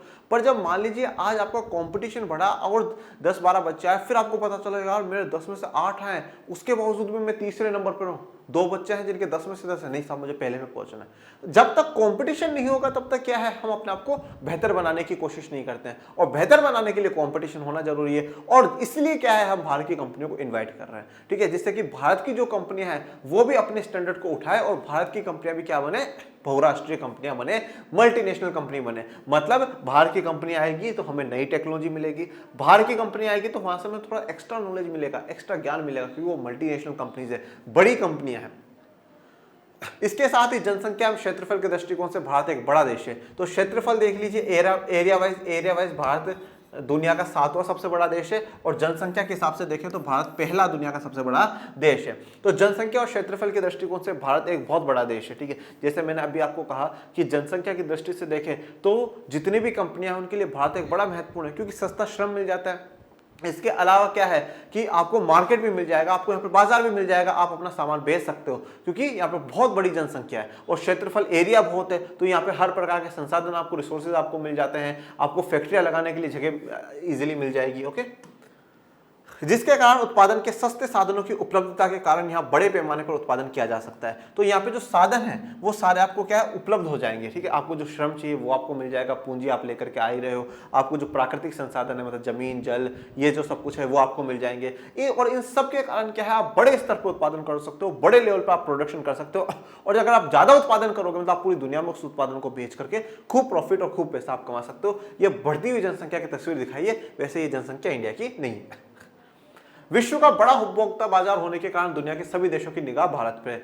दुनिया का सबसे बड़ा उपभोक्ता बाजार मतलब उपभोक्ता कौन होता है, अगले चैप्टर में पढ़ोगे, चैप्टर 7 में, ठीक है। पहले तो वैसे पढ़ाई है, लेक्चर्स में तो वन शॉट्स हैं। उपभोक्ता कौन है, जो किसी वस्तु का इस्तेमाल करने वाला व्यक्ति क्या कहलाता है, उपभोक्ता कहलाता है। मैंने इस घड़ी को पहना, मैं इसका उपभोक्ता हूं। मैंने टी शर्ट इस्तेमाल करी, मैं इसका उपभोक्ता हूं। मैं मार्कर का इस्तेमाल कर रहा हूं, मैं इसका उपभोक्ता हूं। तो और उपभोक्ता मतलब हम उन सामानों को खरीद करके हम उनका इस्तेमाल कर रहे हैं, और खरीद रहे हैं किससे, जो बेच रहा है उससे। तो भारत में उपभोक्ता सबसे ज्यादा है, क्योंकि भारत की जनसंख्या सबसे ज्यादा है। तो जनसंख्या सबसे ज्यादा है, तो यहाँ पर क्या है, उपभोग करने वाले लोग, भाई जितने भी लोग हैं उनको कुछ ना कुछ चाहिए, खाने को भी चाहिए, पहनने को भी चाहिए, अपने जीवन को बेहतर बनाने के लिए वस्तु और सेवाएं चाहिए। तो सबसे ज्यादा जो उपभोक्ता है वो भारत में है।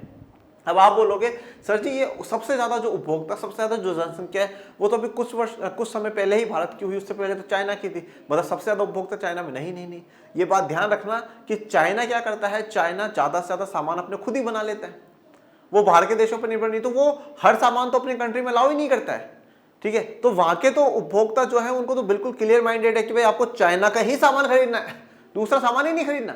तो उनके बाद फिर हमारी जनसंख्या थी, अब तो पहले पर आ गई। तो इसलिए उपभोक्ता तो हमारे ही यहाँ पर सबसे ज्यादा है, हमारे ही देश के लोग हैं जो काफी, मतलब हमारे देश के लोगों में इतनी पावर है बेटा, अगर हम एक बार सोच लेना कि साहब आज हम इस सामान का बहिष्कार करते हैं, आज से इंडिया में कोई भी व्यक्ति इस सामान को नहीं लेगा, कोई भी इस्तेमाल नहीं करेगा, कंपनी धाराशायी हो जाएगी।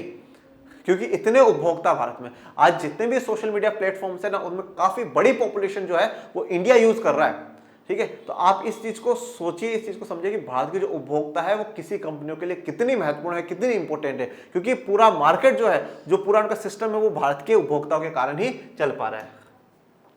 ऐसी स्थिति में देश में आधुनिक तकनीकी ज्ञान एवं पूंजी को आकर्षित करने के लिए तथा विश्व बाजार में मानव पूंजी और उत्पादित वस्तु को भेजने में वैश्वीकरण का महत्व बहुत अधिक बढ़ जाता है। तो अब ऐसी स्थिति जब यहाँ पर हो कि उपभोक्ता बहुत हो, ठीक है, जनसंख्या बहुत है, क्षेत्रफल में बहुत ज्यादा है, तो आधुनिक तकनीकी ज्ञान और पूंजी को आकर्षित करने के लिए, ठीक है, हम ज्यादा से ज्यादा जो तकनीक है उसको आकर्षित कर पाए, ज्यादा पूंजी को आकर्षित कर पाए, मानव पूंजी और उत्पादित वस्तु को एक देश से दूसरे देश में भेजने में वैश्वीकरण का एक इंपॉर्टेंट रोल है। वैश्वीकरण के समर्थक भारत में वैश्वीकरण के पक्ष में निम्नलिखित तर्क देते हैं। देखिए, अब कोई भी व्यवस्था हो या कुछ भी होता है तो उसके पक्ष और विपक्ष दोनों तरफ होते हैं लोग, ठीक है। तो ऐसे वैश्वीकरण के कुछ लोग पक्ष में हैं और कुछ विपक्ष में हैं। अब जो पक्ष वाले हैं वो क्या तर्क देते हैं कि वैश्वीकरण सही है, आइए देखते हैं। सबसे पहला वो कहते हैं प्रत्यक्ष विदेशी निवेश का प्रोत्साहन होता है। देखिए, अब एक एक चीज को बड़े अच्छे से समझिएगा। प्रत्यक्ष विदेशी निवेश को प्रोत्साहन मतलब एफडीआई बढ़ता है, फॉरेन डायरेक्ट इन्वेस्टमेंट। इसका मतलब क्या होता है, इसका मतलब ये होता है कि बाहर की कंपनी भारत में आएगी, वो अपनी यहाँ पर फैक्ट्री लगाएगी, ठीक है। तो इसमें क्या हुआ, जब बाहर की कंपनी भारत आती है, अपनी फैक्ट्री लगाती है, पहली बात तो क्या हुआ, जब वो बाहर से आई तो पूंजी लेकर के, पैसा लेकर के। क्यों? क्योंकि जैसे मान लीजिए आज अमेरिका की कंपनी इंडिया आती है, वो डॉलर लेकर के आएगी, पर यहाँ पे जो मजदूर फैक्ट्री को बनाएंगे, जो बिल्डिंग खड़ी करेंगे, वो डॉलर में तो पेमेंट लेंगे नहीं, वो किस में लेंगे, रुपए में लेंगे। तो सबसे पहले क्या करेंगे, जो अमेरिका से कंपनी आई है वो हमारे बैंक में जाकर के बोलेगी भैया ये डॉलर पकड़ो और हमें रुपया दो। तो पहला तो क्या हो, जो विदेशी मुद्रा है वो हमारे पास आएगी। तो ये विदेशी मुद्रा का आना एक बहुत बड़ा महत्व है, बहुत जरूरी है। तो वो हमारे पास है, मतलब पूंजी, हमारे पास पैसा आया, हमारे पास खूब पैसा आया, पहली बात। दूसरी बात क्या होगा कि भारत में उत्पादन बढ़ेगा, और भारत में उत्पादन बढ़ने का मतलब क्या है, जीडीपी बढ़ेगी, और जीडीपी बढ़ने का अर्थ क्या होता है कि हम विकसित देशों में आएंगे। इसके अलावा जब बाहर से कोई कंपनी आएगी तो हमारे देश के लोगों को रोजगार देगी। अब अमेरिका की कंपनी ऐसा तो है नहीं कि अमेरिका से लोगों को बस पकड़ के भर के लाएगी, चलो चलो इंडिया चलो, कल से वहां पर काम करना है, अब यहाँ से आज से कॉन्ट्रैक्ट खत्म, इंडिया में काम करेंगे, ऐसा तो नहीं। वो इंडिया के लोगों को ही काम देंगे, तो यहाँ के लोगों को रोजगार मिलेगी, यहाँ के लोगों को आय मिलेगा, उनका जीवन स्तर बेहतर होगा। तो पहला ये कहा जाता है कि प्रत्यक्ष विदेशी निवेश को प्रोत्साहन मिलेगा और उससे बहुत सारे फायदे होने वाले हैं। फिर कहा गया प्रतियोगी शक्ति में वृद्धि होगी। प्रतियोगी शक्ति में मतलब जो कॉम्पिटिटिव जो पावर है उसमें बढ़ोतरी होगी। जब बाहर से कोई कंपनी आएगी, हम ये मान के चलते हैं जो बहुराष्ट्रीय कंपनी है उसमें बिल्कुल ज्यादा टैलेंट है, उसके पास ज्यादा बेहतर टेक्नोलॉजी है, उसका ज्यादा पैसा है। जब वो यहाँ कोई कंपनी आएगी और इंडिया की कंपनी जब उसको देखेगी यार वो ऐसा उत्पादन कर रहे हैं, अगर मुझे मार्केट में बना रहना है तो मुझे मेरे उत्पादन को बढ़ाना होगा, मुझे बेहतर बनाना होगा। तो इससे क्या होगा कि जो कॉम्पिटिशन वाली जो पावर है वो बढ़ेगी, और एक दिन क्या होगा, धीरे धीरे इंडिया की कंपनी अपनी पावर को बढ़ाते बढ़ाते उस एमएनसी से भी ऊपर ले जाएगी और खुद भी एक पूरी दुनिया में एमएनसी के रूप में जानी जाएगी, जैसे कि भारत में बहुत सी कंपनियां ऐसे हुई है। तो प्रतियोगी शक्ति बढ़ती है, कंपटीशन की जो पावर है वो बढ़ती है। प्रत्यक्ष विदेशी निवेश का प्रोत्साहन, ये वापस आ गया बेटा, ठीक है ना। सेम ही बात है। अच्छी उपभोक्ता वस्तुओं की प्राप्ति, अब हमारे पास उपभोक्ता वस्तुओं की प्राप्ति अच्छी होगी। क्यों? क्योंकि अब हमारे पास चॉइस ज्यादा है, आज हमारे पास विकल्प ज्यादा है।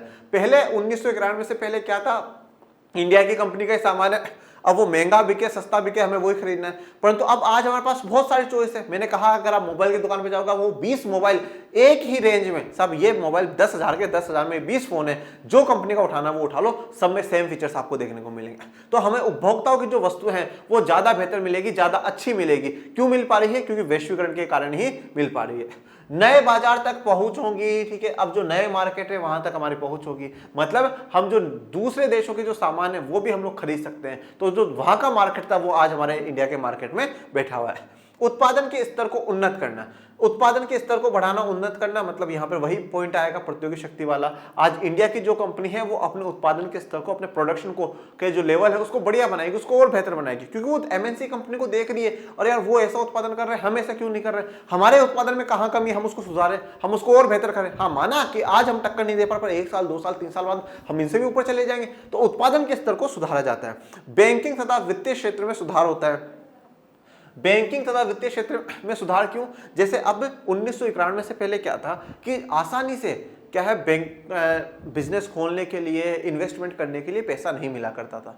परंतु 91 के बाद सरकारें खुद लोगों को पैसा दे रही है कि साहब आप पैसा लीजिए और इन्वेस्टमेंट करिए, बैंकों के द्वारा पैसा दिला रही है। और 2014 के बाद माननीय प्रधानमंत्री मोदी जी के आने के बाद हमारा थोड़ा सा निजीकरण पर ज्यादा झुकाव है, हमारा इस प्रकार से बिजनेसेस को बुलाने पे ज्यादा झुकाव है। इसलिए सरकार क्या कर रही है, startup India, stand up India में उन वर्गों को लोन दे रही है जिन वर्गों का बिजनेस में कम इतिहास रहा है, जैसे कि SC ST के लोग हो गए, महिलाएं हो गई, माइनॉरिटीज के लोग हो गए, इनको दे रही है। इसके अलावा कि काफी स्टैंड अप इंडिया चलाया, ठीक है, मेड इन इंडिया चलाया, ऐसी बहुत सी योजनाएं सरकार चला रही है जिनके द्वारा लोगों को पैसा दिया जा रहा है। मेड इन इंडिया में तो नहीं दिया जा रहा, पर बहुत सी ऐसी योजनाएं चला रही है कि आप बिजनेस के लिए, स्टार्टअप के लिए आप क्या लीजिए, पैसा लीजिए बैंक से। तो बैंकों से अब पैसा मिल रहा है कि आप बिजनेस करो, आप कोई अपनी फैक्ट्री लगाओ। क्योंकि अगर एक व्यक्ति बिजनेस शुरू करता है तो अगर वो 5 लोगों को भी रोजगार दे रहा है, और ऐसे 10 बिजनेस भी एक एरिया में शुरू हो गए तो 50 लोगों को, 500 लोगों को, हजारों लोगों को क्या कर देंगे, रोजगार दे देंगे। तो बैंकिंग और वित्तीय क्षेत्र में क्या हुआ है, सुधार हुआ है। मानवीय पूंजी की क्षमता का विकास हुआ है। और जो मानवीय पूंजी है, मानवीय पूंजी मतलब हम लोग, हमारी क्षमता में विकास हुआ है, क्योंकि हमारा कंपटीशन बढ़ गया ना, और कंपटीशन बढ़ गया तो मैंने अपनी कैपेसिटी को बढ़ाया है, ज्यादा काम करने लग गया मैं। और भाई मैंने जैसे कहा, अगर क्लास में आप अकेले हो तो आप 10 में से 2 लाओ, 3 लाओ, टॉपर आप ही हो। परंतु जब 10-12 बच्चे और आ गए और आपको तो चलो अरे नहीं यार वो 6 घंटे पढ़ करके टॉप कर रहा, तो मैं अपने 8 घंटे पढ़ करके करूंगा। आप व्यक्ति वही हो, पर पहले आप 2 घंटे पढ़ते थे, आज आप 8 घंटे पढ़ रहे हो।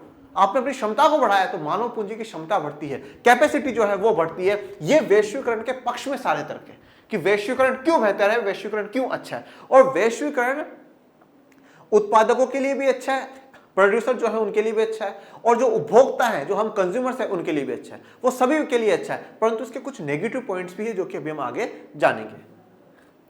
वैश्वीकरण ऐतिहासिक परिवेश 1991 के पूर्व का वैश्वीकरण। अब देखिए, ऐसा नहीं है कि जो वैश्वीकरण का जो टर्म है वो अब भी लॉन्च हुआ है, कुछ सालों में नहीं, पहले भी था, जिसको हमने भूमंडलीकरण के नाम से पढ़ा। तो वैश्वीकरण का पहले भी दौर रहा है और आज भी वैश्वीकरण। तो हम पहले वाले जो वैश्वीकरण है उसकी बात कर लेते हैं। वैश्वीकरण की प्रक्रिया विश्व के लिए नई नहीं है। वर्ष 1870 से 1914 के दौरान भी ऐसा ही एक दौर देखने में आया था। तो 1870 से 1914 में भी एक ऐसा दौर देखने को आया था। अब ये 1870 से 1914 क्यों? 1914 में ऐसा क्या हो गया था, प्रथम विश्व युद्ध हो गया था। और प्रथम विश्व युद्ध होने के बाद क्या हुआ था बेटा, कि अमेरिका में बहुत ज्यादा तेजी से उत्पादन हुआ, मास प्रोडक्शन हुआ, ठीक है ना। अब जो बहुत ज्यादा उत्पादन हुआ तो लोगों ने खरीदा भी, परंतु धीरे धीरे क्या हुआ, लोगों ने डिमांड करना कम कर दिया और लोगों ने मांगना कम कर दिया। और इससे क्या हुआ कि जो कंपनियों ने सामान बना है वो बने के बने रह गए, उन्होंने रेट कम कर दी, प्राइस बिल्कुल कम कर दी, बिल्कुल गिरा दी। फिर भी लोगों ने नहीं खरीदा तो कंपनियां बंद हो गई। और ऐसे दौर को हम लोगों ने क्या कहा, मंदी का। तो 1929 में मंदी का दौर आ गया, और उस मंदी से उभरने के लिए कुछ उपाय निकाले जा रहे थे। ये मंदी कब खत्म होती है, 1933 में होती है। इससे निकलने के लिए कुछ उपाय खोजे ही जा रहे थे, तब तक कि 1939 में दूसरा विश्व युद्ध शुरू हो जाता है। वो 45 में खत्म होता है। फिर कुछ ऐसे संस्थाएं बनाई जाती हैं जैसे कि विश्व बैंक, अंतर्राष्ट्रीय मुद्रा कोष, वो क्या करती हैं, इनको जोड़ने का काम करती है, फिर से देश में एकीकरण का काम करती है। और फिर 1945 के बाद से एक नया वैश्वीकरण की शुरुआत दुनिया में होती है, पर हम 91 से उसको मानते हैं क्योंकि हमारे देश में वो नीति 91 में लागू हुई थी। तो ये पहला दौर तो 1870 से 1914 का। यद्यपि वैश्वीकरण के आज के चरण में पहले के चरण में अनेक समानता है। 19वीं सदी के अंत में भी अंतर्राष्ट्रीय व्यापार के माध्यम से विश्व अर्थव्यवस्था आज की तरह ही संगठित थी। तो जो पहले का चरण है, मतलब ये वाला और आज का, दोनों में काफी समानता है, काफी सिमिलरिटीज है, काफी मिलता जुलता है। और पहले वाले में और आज वाले में काफी सिमिलरिटीज है। और अगर हम 19वीं सदी के अंत में, 19वीं सदी के अंत ही चल रहा है, 1870 से 1900 का दौर है, वो अंतिम ही है, लास्ट पीरियड ही चल रहा है उस सदी का। उसमें भी विश्व अर्थव्यवस्था कुछ लगभग इसी तरीके से संगठित थी। एक बात में वैश्वीकरण के दोनों चरण एक दूसरे से भिन्न है, और वह है अंतरराष्ट्रीय प्रवास तथा देशांतरण। पिछले चरण 1870 ईस्वी से 1914 ईस्वी में जहां बड़े पैमाने पर श्रमिकों का बिना बाधा का प्रवाह हुआ, वही इस चरण में एक तो प्रवाह की गति धीमी पड़ गई है और इसका स्वरूप भी बदल गया है। देखो अब दोनों में डिफरेंस क्या है, अंतर क्या है, वो क्या है, अंतर्राष्ट्रीय प्रवास और देशांतरण। अंतर्राष्ट्रीय प्रवास या देशांतरण का मतलब क्या है, एक देश से दूसरे देशों में लोगों का जाना। अब 1870 से 1914 वाले में क्या था, बिल्कुल बिंदास लोगों का एक जगह से दूसरी जगह प्रवाह करा गया। यहाँ के लोग वहां हैं, वहां के लोग यहाँ हैं, यहाँ से वहां गए, वहां से यहाँ चले गए, ये सब कुछ। परंतु अब आज के दौर में देखें तो ये थोड़ा सा इसकी रफ्तार धीमी पड़ गई है, अब कम हो गया। पहले की जिस स्पीड से लोग जा रहे थे उस स्पीड से नहीं जा पा रहे। ऐसा क्यों? पहला तो आप ये देखो कि 1870 से 1914 के जो दौर रहे वो उपनिवेशवाद के दौर रहे, साम्राज्यवाद के दौर रहे। जैसे आप बात कर ले ब्रिटेन का उस समय बड़ा नाम चल रहा था, तो ब्रिटेन का ज्यादातर दबदबा था। तो उन्होंने क्या करा, यहाँ के लोगों को उठा करके वहां भेज दिया काम धंधा करने के लिए, वहां के लोगों को उठा करके वहां भेज दिया। हमने पढ़ा है अमेरिका में जो अश्वेत लोग हैं, काले लोग हैं, वो क्या है, वो अफ्रीकी हैं, अफ्रीकन से, वो उनको वहां भेजा गया, ठीक है। और यूरोपियंस लोग दक्षिण अफ्रीका में गए थे, वहां रहने लगे, तो वहां नेल्सन मंडेला जी की कहानी आप लोगों ने क्लास 9th में पढ़ी होगी। तो ये सब क्या है, लोग आ रहे थे जा रहे थे, क्योंकि कहीं ना कहीं कुछ ही पावर थी जिनका पूरी दुनिया पे कब्जा था, तो आसानी से वो आ रहे जा रहे थे। परंतु अब आज क्या है, आज हर कंट्री के अपने नियम है, अपने कानून कायदे हैं, वो कुछ लोगों को ही लेके। अब ऐसा तो है नहीं कि हाँ सब तुम भी आ जाओ, तुम भी आ जाओ, तुम भी आ जाओ, सबको तो नहीं बुलाएगी। हाँ उनको लगेगा नहीं यार वहां का ये व्यक्ति है, गजब का नॉलेज है, हमारे देश के काम आएगा, बुला लो, बिल्कुल बुला लेते हैं, आ जाओ। पर ऐसा हर किसी को तो यहाँ नहीं कि तुम भी आ जाओ, तुम भी हमारे देश में बस जाओ, तुम भी आ जाओ, तुम भी हो जाओ, फिर तुम आओ, फिर तुम यहाँ शादी करो, 3-4 बच्चे करो, 15-20 बच्चे करो, और फिर यहाँ की जनसंख्या बढ़ जाए। ऐसा नहीं, हर किसी को तो अलाउड करेंगे नहीं। तो ये जो श्रम का प्रवाह है ना, इसमें बदलाव आया है पहले की तुलना में। वैश्वीकरण को संभव बनाने वाले कारक भी दोनों दौरों में लगभग एक समान रहे, ठीक है। और वैश्वीकरण में जो कारक संभव बनाने वाला कारक है वो भी दोनों में जैसे रहे। प्रौद्योगिकी भी पहले की भी आवश्यकता थी, और जो विदेशी व्यापार में उदारीकरण हुआ वो उस समय भी हुआ और आज भी हो रहा है। उन दिनों दो देशों के बीच वस्तु, पूंजी और श्रम के आवागमन पर लगभग कोई रोक नहीं थी। तो उस समय किसी भी वस्तु को एक जगह से दूसरी जगह ले जाया जा सकता था, लाया जा सकता था। पूंजी का भी यही हाल था, श्रम का मैंने आपको बताया कि लोग आराम से आया जाया करते थे, कभी यहाँ कभी वहां कभी जा रहे हैं, तो आवागमन पर बिल्कुल भी कोई भी रोक नहीं थी। भाप के जहाज, रेल और तारों के लिए जरिए यातायात और संचार में भी भारी बदलाव आए थे। तो भाप के जो जहाज बने, रेल आई, तार आए, टेलीग्राम जिनकी बात होती है, इन सब के कारण यातायात और संचार में भी बड़ा बदलाव आया था। और यातायात और संचार में बदलाव आना ये क्या था, प्रौद्योगिकी में परिवर्तन आना। और अभी हमने पढ़ा ना, दोनों दौरों में लगभग एक जैसा दौर रहा है। हाँ, उस समय की तुलना में आज एडवांस चीजें हम आ चुके हैं, यातायात में भी बात कर ले, संचार में भी बात कर ले, हम बहुत एडवांस हो चुके हैं। परंतु उस समय के हिसाब से ये भी कुछ नई टेक्नोलॉजी थी, नई चीजें थी, जिनसे कि काफी व्यापार में बढ़ोतरी हुई है। उद्योगों में नई नई प्रबंध और उत्पादन तकनीक अपनाई जा रही थी, तो नए नए तरीके अपनाए जा रहे थे, ठीक है। नए नए जो प्रबंध है, मैनेज करने के तरीके हैं, वो अपनाए जा रहे थे। आज के अमेरिकी प्रभुत्व के समान उन दिनों ब्रिटेन का दुनिया पर राजनीतिक और आर्थिक वर्चस्व बना हुआ था, तथा पाउंड स्टर्लिंग अंतर्राष्ट्रीय मुद्रा की भूमिका निभा रही थी। आज पूरी दुनिया में जो सबसे पावरफुल है वो अमेरिका है, और उसकी जो मुद्रा है डॉलर, वो सबसे पावरफुल है। परंतु उस टाइम में जो दबदबा था वो किसका था, ब्रिटेन का बड़ा दबदबा था। जैसे मैंने कहा ना कि ब्रिटेन का उस समय बहुत दबदबा रहा है, और जो उसका वहां की करेंसी है पाउंड, उस पाउंड का दबदबा था। ये पाउंड का मैंने आपको जो साइन है वो दिखाया, जैसे हमारा रुपए का ये है, ठीक है, डॉलर का यूं होता है, तो ऐसे ही वहां के पाउंड का है।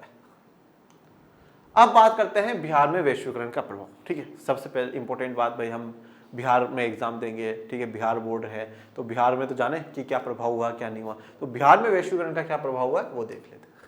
आर्थिक विकास के लिए अन्य राज्यों की तरह बिहार में भी अधिक पूंजी निवेश की आवश्यकता है। तो अगर आर्थिक विकास करना है, अगर इकोनॉमिक डेवलपमेंट करना है, तो उसके लिए आपको ज्यादा पैसा लगाना पड़ेगा, ज्यादा पूंजी लगानी पड़ेगी।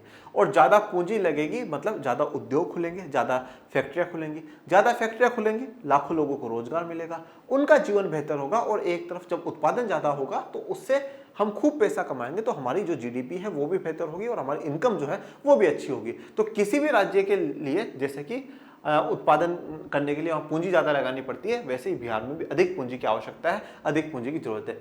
आप एक चीज़ नोटिस भी करिएगा, मैंने पहले भी कही है कि जो भारत के पश्चिमी भारत के जो राज्य है ना, इन राज्यों को अगर आप देखेंगे ना तो इन राज्यों के पास क्या है, संसाधनों की प्राकृतिक जो संसाधन है हो सकता हो कम हो, परंतु ये राज्य थोड़ा ज़्यादा विकसित है क्योंकि इन राज्यों में क्या हो, पूंजी का बहुत निवेश हुआ। आप महाराष्ट्र में चले जाइए, मुंबई बिल्कुल सपनों का शहर कहा जाता है, ठीक है। आप मुंबई चले जाएंगे तो कभी ऐसा लगेगा ही नहीं कि यार ये भारत के शहर हैं, बिल्कुल यूं चमचमाती दुनिया, एक अलग ही दुनिया आपको देखने को मिलेगी। क्यों? क्योंकि वहाँ पे पूंजी का बहुत निवेश हुआ है, अलग अलग कंपनियां वहाँ अपने फैक्ट्री लगा करके बैठी है। इसी प्रकार से आप गुजरात में चले जाइए और है, तो इधर के राज्य जो है वो थोड़ा सा विकसित ज़्यादा है।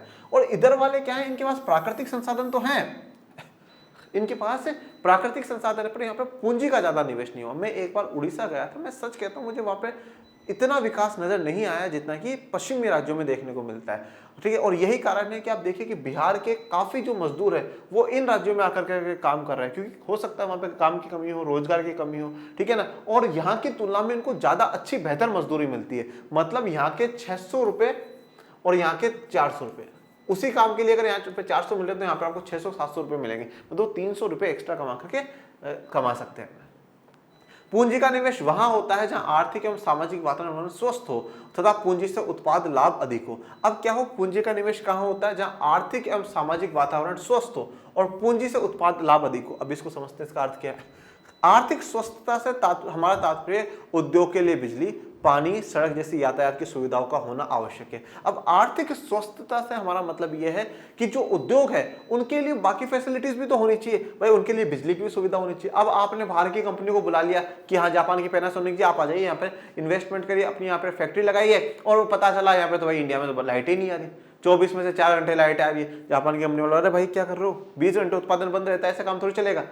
नहीं भाई, लाइटें तो लाइटें उनको मिलनी चाहिए, उसके अलावा पानी वहाँ पे मिलना चाहिए, सड़क की सुविधा यातायात अच्छी होनी चाहिए। कल को पता चला जितना लागत बनाने में नहीं आ रही उतना लागत एक जगह से दूसरी जगह भेजने में लग रही, तो ऐसा भी नहीं होना चाहिए। ये सुविधाएं भी मिलनी चाहिए और इन सुविधाओं का अभाव है बिहार में, इन सुविधाओं की कमी है बिहार में। ये हम लोग पढ़ चुके हैं, चैप्टर 1 से पढ़ते हुए आ रहे हैं, बीमारू राज्य में बिहार काउंट हो रहा है। ये दुखद बात है, इन चीजों की कमी है, परंतु फिर भी अब समय के साथ धीरे धीरे बिहार प्रगति की ओर अग्रसर है, प्रगति बिहार कर रहा है।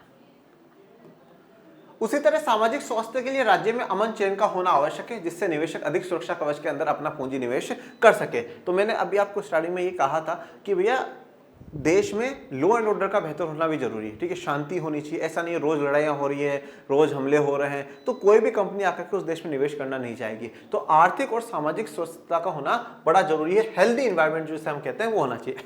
यद्यपि बिहार में शक्ति के साधन के रूप में बिजली पर्याप्त रूप में उपलब्ध नहीं है, फिर भी सड़क आदि का निर्माण कार्य तेजी से हो रहा है तथा कानून एवं व्यवस्था में अपेक्षाकृत सुधार लाने के प्रयास किए जा रहे हैं। हाँ, माना बिहार में बिजली जो है इतनी उपलब्ध नहीं है, परंतु इसके अलावा सड़कों का निर्माण बड़ी जल्दी से हो रहा है, बेहतर सड़कें बनाई जा रही है, यातायात सुविधाओं को बेहतर किया जा रहा है और कानून एवं जो व्यवस्था है, लॉ एंड ऑर्डर है, उसको भी बेहतर बनाने की कोशिश करी जा रही है। सुधार लाने के इनमें भी प्रयास किए जा रहे हैं। सरकार बिल्कुल डेडिकेटेड होकर के इन चीज़ों के लिए काम कर रही है। और आप लोगों को याद हो तो हमने बिहार के चैप्टर 1 में पढ़े थे, बिहार के पिछड़ेपन के कारण, और बिहार के पिछड़ेपन को दूर करने के कारणों में यह था कि आधारिक संरचनाओं का अभाव है, जिसमें बिजली, सड़क, पानी आ जाएगा, और कानून व्यवस्था है, कुशल कानून व्यवस्था नहीं है, तो कुशल कानून व्यवस्था बनाने का काम अब किया जा रहा है। वैश्वीकरण का बिहार के जन जीवन पर न केवल सकारात्मक प्रभाव पड़े हैं, बल्कि इसके कुछ नकारात्मक प्रभाव भी है, जिसे हम निम्नलिखित रूप से प्रस्तुत कर सकते हैं। देखिए, अब इसके कुछ सकारात्मक प्रभाव भी है और नकारात्मक प्रभाव भी है। मैंने कहा कोई भी व्यवस्था हो, कुछ भी हो, उसके कुछ पॉजिटिव इफेक्ट भी होते हैं तो कुछ नेगेटिव इफेक्ट भी होते हैं। तो वैश्वीकरण के कुछ अच्छे प्रभाव भी बिहार पर हुए और कुछ बुरे प्रभाव भी बिहार पर हुए हैं। पहले सकारात्मक प्रभाव की बात कर लेते हैं। सबसे पहले कृषि उत्पादन में वृद्धि हुई है, ठीक है। कृषि उत्पादन में वृद्धि होना, क्योंकि कृषि आधारित अर्थव्यवस्था रही है बिहार की, ठीक है, एग्रीकल्चर की व्यवस्था रही है। अब क्या होता है कि जब बाहर से इन्वेस्टमेंट, बाहर से पैसा लग रहा है, ठीक है, अच्छी हमारे पास टेक्नोलॉजी यहाँ पर आई है, तो हमने कृषि के उत्पादन में वृद्धि कर पाए हैं, उसमें बढ़ोतरी हुई है। दूसरा, निर्यातों में वृद्धि हुई है। जब हमारे यहाँ पर उत्पादन ज्यादा हो रहा है तो हम उसको क्या है, निर्यात भी कर पाएंगे, हम बाहर भी बेच पाएंगे, तो उसमें भी वृद्धि हुई है। विदेशी प्रत्यक्ष विनियोग की प्राप्ति, विदेशी प्रत्यक्ष निवेश बोलिए या विनियोग बोलिए, दोनों का मतलब इन्वेस्टमेंट ही होता है, एक ही बात है। तो प्रत्यक्ष विदेशी निवेश हम पढ़ चुके हैं, मतलब बाहर से कंपनी आकर के वहां पर निवेश कर रही है। शुद्ध राज्य घरेलू उत्पाद तथा प्रति व्यक्ति उत्पादन में वृद्धि हुई है। शुद्ध राज्य घरेलू उत्पाद, ठीक है, मतलब जो हमारे राज्य के अंदर टोटल कितना उत्पादन हो रहा है, कितनी वस्तुओं और सेवाओं का उत्पादन हो रहा है, उसमें भी बढ़ोतरी हुई, क्योंकि ज्यादा उत्पादन हो रहा है। क्योंकि जैसे वैश्वीकरण आया तो बाहर की कंपनी आ रही है, वो उत्पादन कर रही है। पहले सिर्फ और सिर्फ भारत की कंपनी उत्पादन कर रही थी, अब बाहर से भी कंपनियां वो भी उत्पादन कर रही है। और उसके साथ प्रति व्यक्ति का जो उत्पादन है उसमें भी हर जो व्यक्ति है जितना उत्पादन करता है उसके उत्पादन की कैपेसिटी में भी बढ़ोतरी हुई है। मतलब पहले जैसे मान लीजिए बिहार में 100 लोग रहते हैं और टोटल जो वस्तुओं का निर्माण हो रहा है वो 200 हो रहा है, मतलब हर व्यक्ति लगभग 200 चीजें बना रहा है। परंतु आज मान लीजिए बिहार में 200 लोग हैं, परंतु आज वस्तुएं 2000 बन रही है, मतलब हर व्यक्ति के ऊपर लगभग 100 चीजें वो बना रहा है, तो उत्पादन में भी बढ़ोतरी हुई है।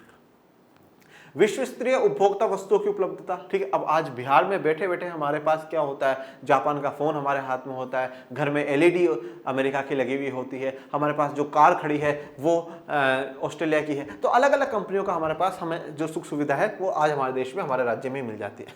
रोजगार के अवसरों में वृद्धि होती है, ये बात मैं बता ही चुका हूँ। विदेशी प्रत्यक्ष निवेश आएगा तो बाहर से कंपनी जब यहाँ अपनी फैक्ट्री खोलेगी तो काम करने के लिए वहां से लोगों को नहीं लाएगी। पहली बात तो उस पूरी फैक्ट्री को बनाने के लिए जो लाखों लोगों को रोजगार मिलेगा, मजदूरों को रोजगार मिलेगा वो, और उसके बाद जब उस फैक्ट्री का चालू होने के बाद लोग वहां पे कार्य करेंगे तो वहां के काफी लोगों को रोजगार मिल जाएगा। तो रोजगार के अवसरों में भी क्या होगी, वृद्धि होगी। बहुराष्ट्रीय बैंक एवं बीमा कंपनियों का आगमन होगा, और जो बहुराष्ट्रीय बैंक है, जो मल्टीनेशनल जो बैंक है या इंटरनेशनल जो बैंक होते हैं वो यहाँ पर आते हैं, बीमा कंपनियां हैं, उनका आगमन होता है, वो इंडिया में आती है, स्टेट में आती है। अब नकारात्मक प्रभाव क्या है, अब नेगेटिव बातें क्या है। बिहार के आर्थिक जीवन पर वैश्वीकरण का नकारात्मक प्रभाव पड़ा है, उसे हम मुख्य रूप से निम्नलिखित प्रकार से व्यक्त कर सकते हैं। क्या क्या है, पहला, कृषि एवं कृषि आधारित उद्योगों की उपेक्षा हुई है। देखिए अब जब भी क्या होता है, ये जितनी भी मल्टीनेशनल कंपनियां हैं वो लाभ कमाने के उद्देश्य से काम करती है, और कृषि में इनको कोई ज्यादा लाभ नहीं दिखता, ठीक है ना, एग्रीकल्चर में इनको कोई ज्यादा लाभ नहीं दिखता। और जो बाहर से कंपनियां आती है वो क्या करती है, अपनी फैक्ट्रियां बनाती है, ऐसी वस्तुओं पर ऐसे चीजों का निर्माण करना शुरू करती है जो कि हर देश में लोग खरीद सके, जो अमीर लोग हो, मध्यम वर्गीय लोग हो, उनको चीजों को खरीद सके, और किस चीजों की डिमांड है उन पे, तो उनका ध्यान एग्रीकल्चर पर नहीं जाता। और सरकारें भी क्या है कि ज्यादा इनकम लाने के चक्कर में, रोजगार उत्पन्न करने के चक्कर में क्या करती है, कृषि को भूल जाती है, कृषि पर आधारित जो उद्योग होते हैं उनको भूल जाती है, और ऐसे उद्योगों को सपोर्ट करना शुरू कर देती है। मतलब हम मान सकते हैं कृषि की हालत में गिरावट होगी। कुटीर एवं लघु उद्योगों पर विपरीत प्रभाव पड़ता है। कुटीर उद्योग क्या होते हैं, ऐसे उद्योग जो घरों में ही काम चल रहा हो, जहां पे कोई बड़ी फैक्ट्री खोलने की आवश्यकता नहीं, घर में ही काम चल रहा हो। लघु उद्योग जो छोटे उद्योगों की क्या है, एक निवेश की सीमा है, जैसे कि 1 करोड़ या 5 करोड़ रुपए तक का आप निवेश करते हो तो आप लघु उद्योग में हो, उससे ज्यादा निवेश करते हो तो आप बड़े उद्योगों में आ जाओगे। तो अब क्या हुआ, जब बाहर से कंपनी आई उनके पास तो खूब पैसा है, और वो बेहतर से बेहतर उत्पादन करती है, ज्यादा उत्पादन करती है तो उनकी लागत कम आती है और वो सस्ते में बेच देती है। परंतु जो लघु उद्योग है, जो छोटे उद्योग है, वो तो बेचारा कम उत्पादन करते हैं, तो उनका खर्चा भी ज्यादा आता है, पर चीज एक नंबर है, बेहतर चीज बना रहे हैं, पर लोग उनकी चीज को खरीदते नहीं क्योंकि महंगी है। तो उससे क्या हो रहा है, जो कुटीर उद्योग, लघु उद्योग है वो डाउनफॉल हो रहे हैं। हाँ, ये बात तो बिल्कुल मानने योग्य है, इसमें डाउन है। रोजगार पर विपरीत प्रभाव पड़ते हैं। रोजगार पर विपरीत प्रभाव इसलिए बोला गया है क्योंकि जब कोई बाहर से कंपनी आती है वो कुछ एक्सपर्ट्स लोगों को ले लेती है और करती है, तो जो जिनको सच में रोजगार की आवश्यकता होती है कहीं ना कहीं उनको वो रोजगार नहीं मिल पाता है, ठीक है। और भारत में क्या है, ज्यादा जनसंख्या है, तो उन लोगों को ये भी लगता है कि हाँ साहब ये इतने में काम नहीं करा तो हम दूसरों को इससे भी कम में काम करवा लेंगे, दूसरे काम करने के लिए लाइन में खड़े हैं। तो रोजगार पर भी थोड़ा सा विपरीत प्रभाव है। और दूसरा क्या, कुटीर और लघु उद्योगों का बंद होना, इससे भी रोजगार पर विपरीत प्रभाव है। ये 3 नकारात्मक प्रभाव हमें देखने को मिलते हैं। अब बात करते हैं आर्थिक सुधारों का अर्थ। ये जो आर्थिक सुधारों की हम बात कर रहे थे, हम कह रहे हैं इकोनॉमिक रिफॉर्म्स हमारे कंट्री में हुए हैं। कब, 1991 में आर्थिक रूप से सुधार हुआ है। पहले जो हमारी आर्थिक नीतियां थी वो अलग थी और अब अलग है। भारत में आर्थिक सुधारों का मतलब उन नीतियों से, आर्थिक सुधार का मतलब क्या है, वो पॉलिसी, वो नीतियां जिनका प्रारंभ कब हुआ, 1991 में, जिनकी शुरुआत 1991 में हुई। क्यों? क्योंकि अर्थव्यवस्था में कुशलता लानी थी, अर्थव्यवस्था को कुशल बनाना था, एक्सपर्ट बनाना था। हमारी अर्थव्यवस्था काफी कमजोर हो चुकी थी। उत्पादकता को बढ़ाना था कि हर जो व्यक्ति है वो ज्यादा से ज्यादा उत्पादन कर सके, लाभदायकता, हमें प्रॉफिट ज्यादा हो, और प्रतियोगिता की शक्ति को भी वृद्धि करनी थी। भारत के जो उत्पादक है वो अच्छा प्रोड्यूस नहीं कर पा रहे हैं क्योंकि उनमें कॉम्पिटिशन का अभाव है, कॉम्पिटिशन नहीं उनमें, तो उस कॉम्पिटिशन को बढ़ा करके वो भी ज्यादा अच्छा उत्पादन कर पाए। इन दृष्टिकोण से भारत सरकार ने अपनी नीतियों को परिवर्तन करा 1991 में, और उन्हीं नीतियों में जो परिवर्तन हुआ उसी को हम क्या कहते हैं, आर्थिक सुधार भारत में कहते हैं। ये आर्थिक सुधार उदारीकरण, निजीकरण और वैश्वीकरण की नीतियों पर आधारित है। तो ये सुधार किस पर आधारित है? उदारीकरण, निजीकरण और वैश्वीकरण की नीतियों पर आधारित है, जिन्हें हम शॉर्ट में क्या कहते हैं, एलपीजी कहते हैं। लिबरलाइजेशन, प्राइवेटाइजेशन और ग्लोबलाइजेशन। आर्थिक सुधारों को हम नई आर्थिक नीति, न्यू इकोनॉमिक पॉलिसी के नाम से भी पुकारते हैं। अब देखिए, नई आर्थिक नीति, न्यू इकोनॉमिक पॉलिसी हम लोगों ने हिस्ट्री में पढ़ी है, समाजवाद वाले चैप्टर में, ठीक है, जो वहां पे सोवियत संघ में अपनाई गई थी, परंतु वो अलग है और हमारी अलग है, ठीक है। उनकी कब आई थी वो आपको पता है, और हमारी कब आई है, 1991 में आई है। आर्थिक सुधार अथवा नई आर्थिक नीति के उद्देश्य क्या है? अब ऑब्जेक्टिव क्या था, क्यों लेकर क्या है हमें नई आर्थिक नीति, क्या जरूरत थी इन सुधारों की? तो उसका सबसे जो मुख्य उद्देश्य है, उत्पादन इकाइयों की कार्यकुशलता एवं उत्पादकता स्तर में सुधार लाना। सबसे इंपॉर्टेंट क्या है, कार्यकुशलता को बढ़ाना। जो हम कार्य कर रहे हैं, जो हम काम कर रहे हैं, उसकी कुशलता को, उसकी एक्सपर्टनेस को बेहतर करना। जितना अभी हम काम कर रहे हैं उससे भी बेहतर हम लोग काम कर सकते हैं, लोग काम कर सकते हैं, तो उसको बेहतर बनाना और उत्पादकता स्तर में सुधार लाना। मतलब आज भारत में 10 कंपनियां मिलकर के 100 प्रोडक्ट बना रही है, ये इसलिए है क्योंकि इनमें कोई कंपटीशन नहीं है, ठीक है। तो यही कंपनियां, जब बाहर की कंपनियां आएंगी वो भी उत्पादन करेगी और हमारे वाले भी उत्पादन करेंगे, तो इससे क्या होगा, उत्पादन का जो स्तर है वो बेहतर होगा। उत्पादन इकाइयों की प्रतियोगिता क्षमता को बढ़ाना, ठीक है, तो उनमें जो कॉम्पिटिटिव वाली जो कैपेसिटी है उसको बढ़ाना। कंपटीशन आएगा तो खुद पे खुद अपने स्टैंडर्ड को सुधारेंगे और अच्छे सामान बना करके हम पूरी दुनिया को बेच पाएंगे। भूतकाल की तुलना में विदेशी विनियोग एवं तकनीक का अधिक से अधिक उपयोग करना, ठीक है। पहले की तुलना, भूतकाल मतलब पहले के समय की तुलना में, अब विदेशी विनियोग मतलब हम ज्यादा से ज्यादा इन्वेस्टमेंट हमारे देश में बोला है, ज्यादा से ज्यादा बाहर की कंपनियों को यहाँ पे निवेश करने के लिए बोले, और उससे क्या होगा, वो बाहर से पैसा भी लेकर के आएंगी, तकनीक भी लाएंगी, और उस तकनीक का अच्छे से अच्छे और ज्यादा से ज्यादा अधिक से अधिक हमें क्या करना है, उपयोग करना। यह भी इसका एक उद्देश्य है। आर्थिक विकास की दर को बढ़ाना। अब जो हमारा आर्थिक विकास हो रहा था, ऐसे बात नहीं आर्थिक विकास पहले नहीं हो रहा था, पहले भी हो रहा था पर बहुत धीरे धीरे धीरे धीरे हो रहा था। अब आर्थिक विकास की दर को बढ़ाना। दर का मतलब क्या था, रेट होता है। जैसे मैं आपको एक उदाहरण दूं, जैसे 2 बच्चे हैं, पहला बच्चा है जिसके 10 में से पहले 1 नंबर आया, फिर दूसरे टेस्टों में 10 में से 2 आया, फिर उसके 3 आए, फिर उसके 4 आए, ठीक है, ये।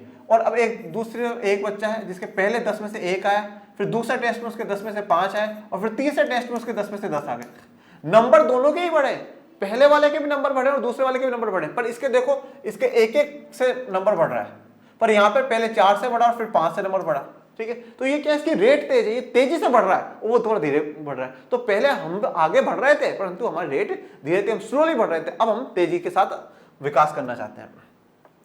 आर्थिक विकास के लिए विश्वव्यापी संसाधनों का प्रयोग करना, और आर्थिक विकास के लिए जो पूरे विश्व में जो संसाधन है उनका प्रयोग कर सके, क्योंकि जो जापान के पास टेक्नोलॉजी है वो जब यहाँ पर आ जाएगी तो उसकी टेक्नोलॉजी का प्रयोग भारत के लिए होगा, भारत के लोग ही करेंगे, ठीक है, और वो सीख जाएंगे और फिर हो सका तो हम भी वैसी टेक्नोलॉजी बना लेंगे। अमेरिका के कोई वस्तु है, अमेरिका के कोई संसाधन है, उसका हम लोग भी यहाँ पर प्रयोग कर लेंगे। ओके।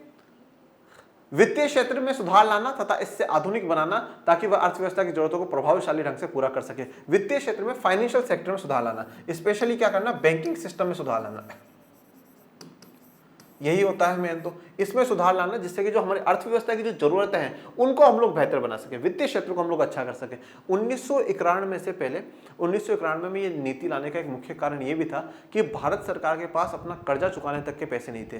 कर्जा चुकाना किस में था, डॉलर में था, डॉलर थे नहीं। क्यों नहीं था, क्योंकि हम लोग कुछ बेच ही नहीं रहे, तो डॉलर आएगा कहां से हमारे पास, कोई बाहर से कंपनी आई नहीं रही तो हमें डॉलर देगा कौन, डॉलर तो चाहिए, ठीक। और हमने जो कर्जा लिया है वो डॉलरों में लिया, तो डॉलर देना, तो इसलिए भारत सरकार ने अपना जो गोल्ड था, सोना था, उसको बेच करके कर्जा उतारा था।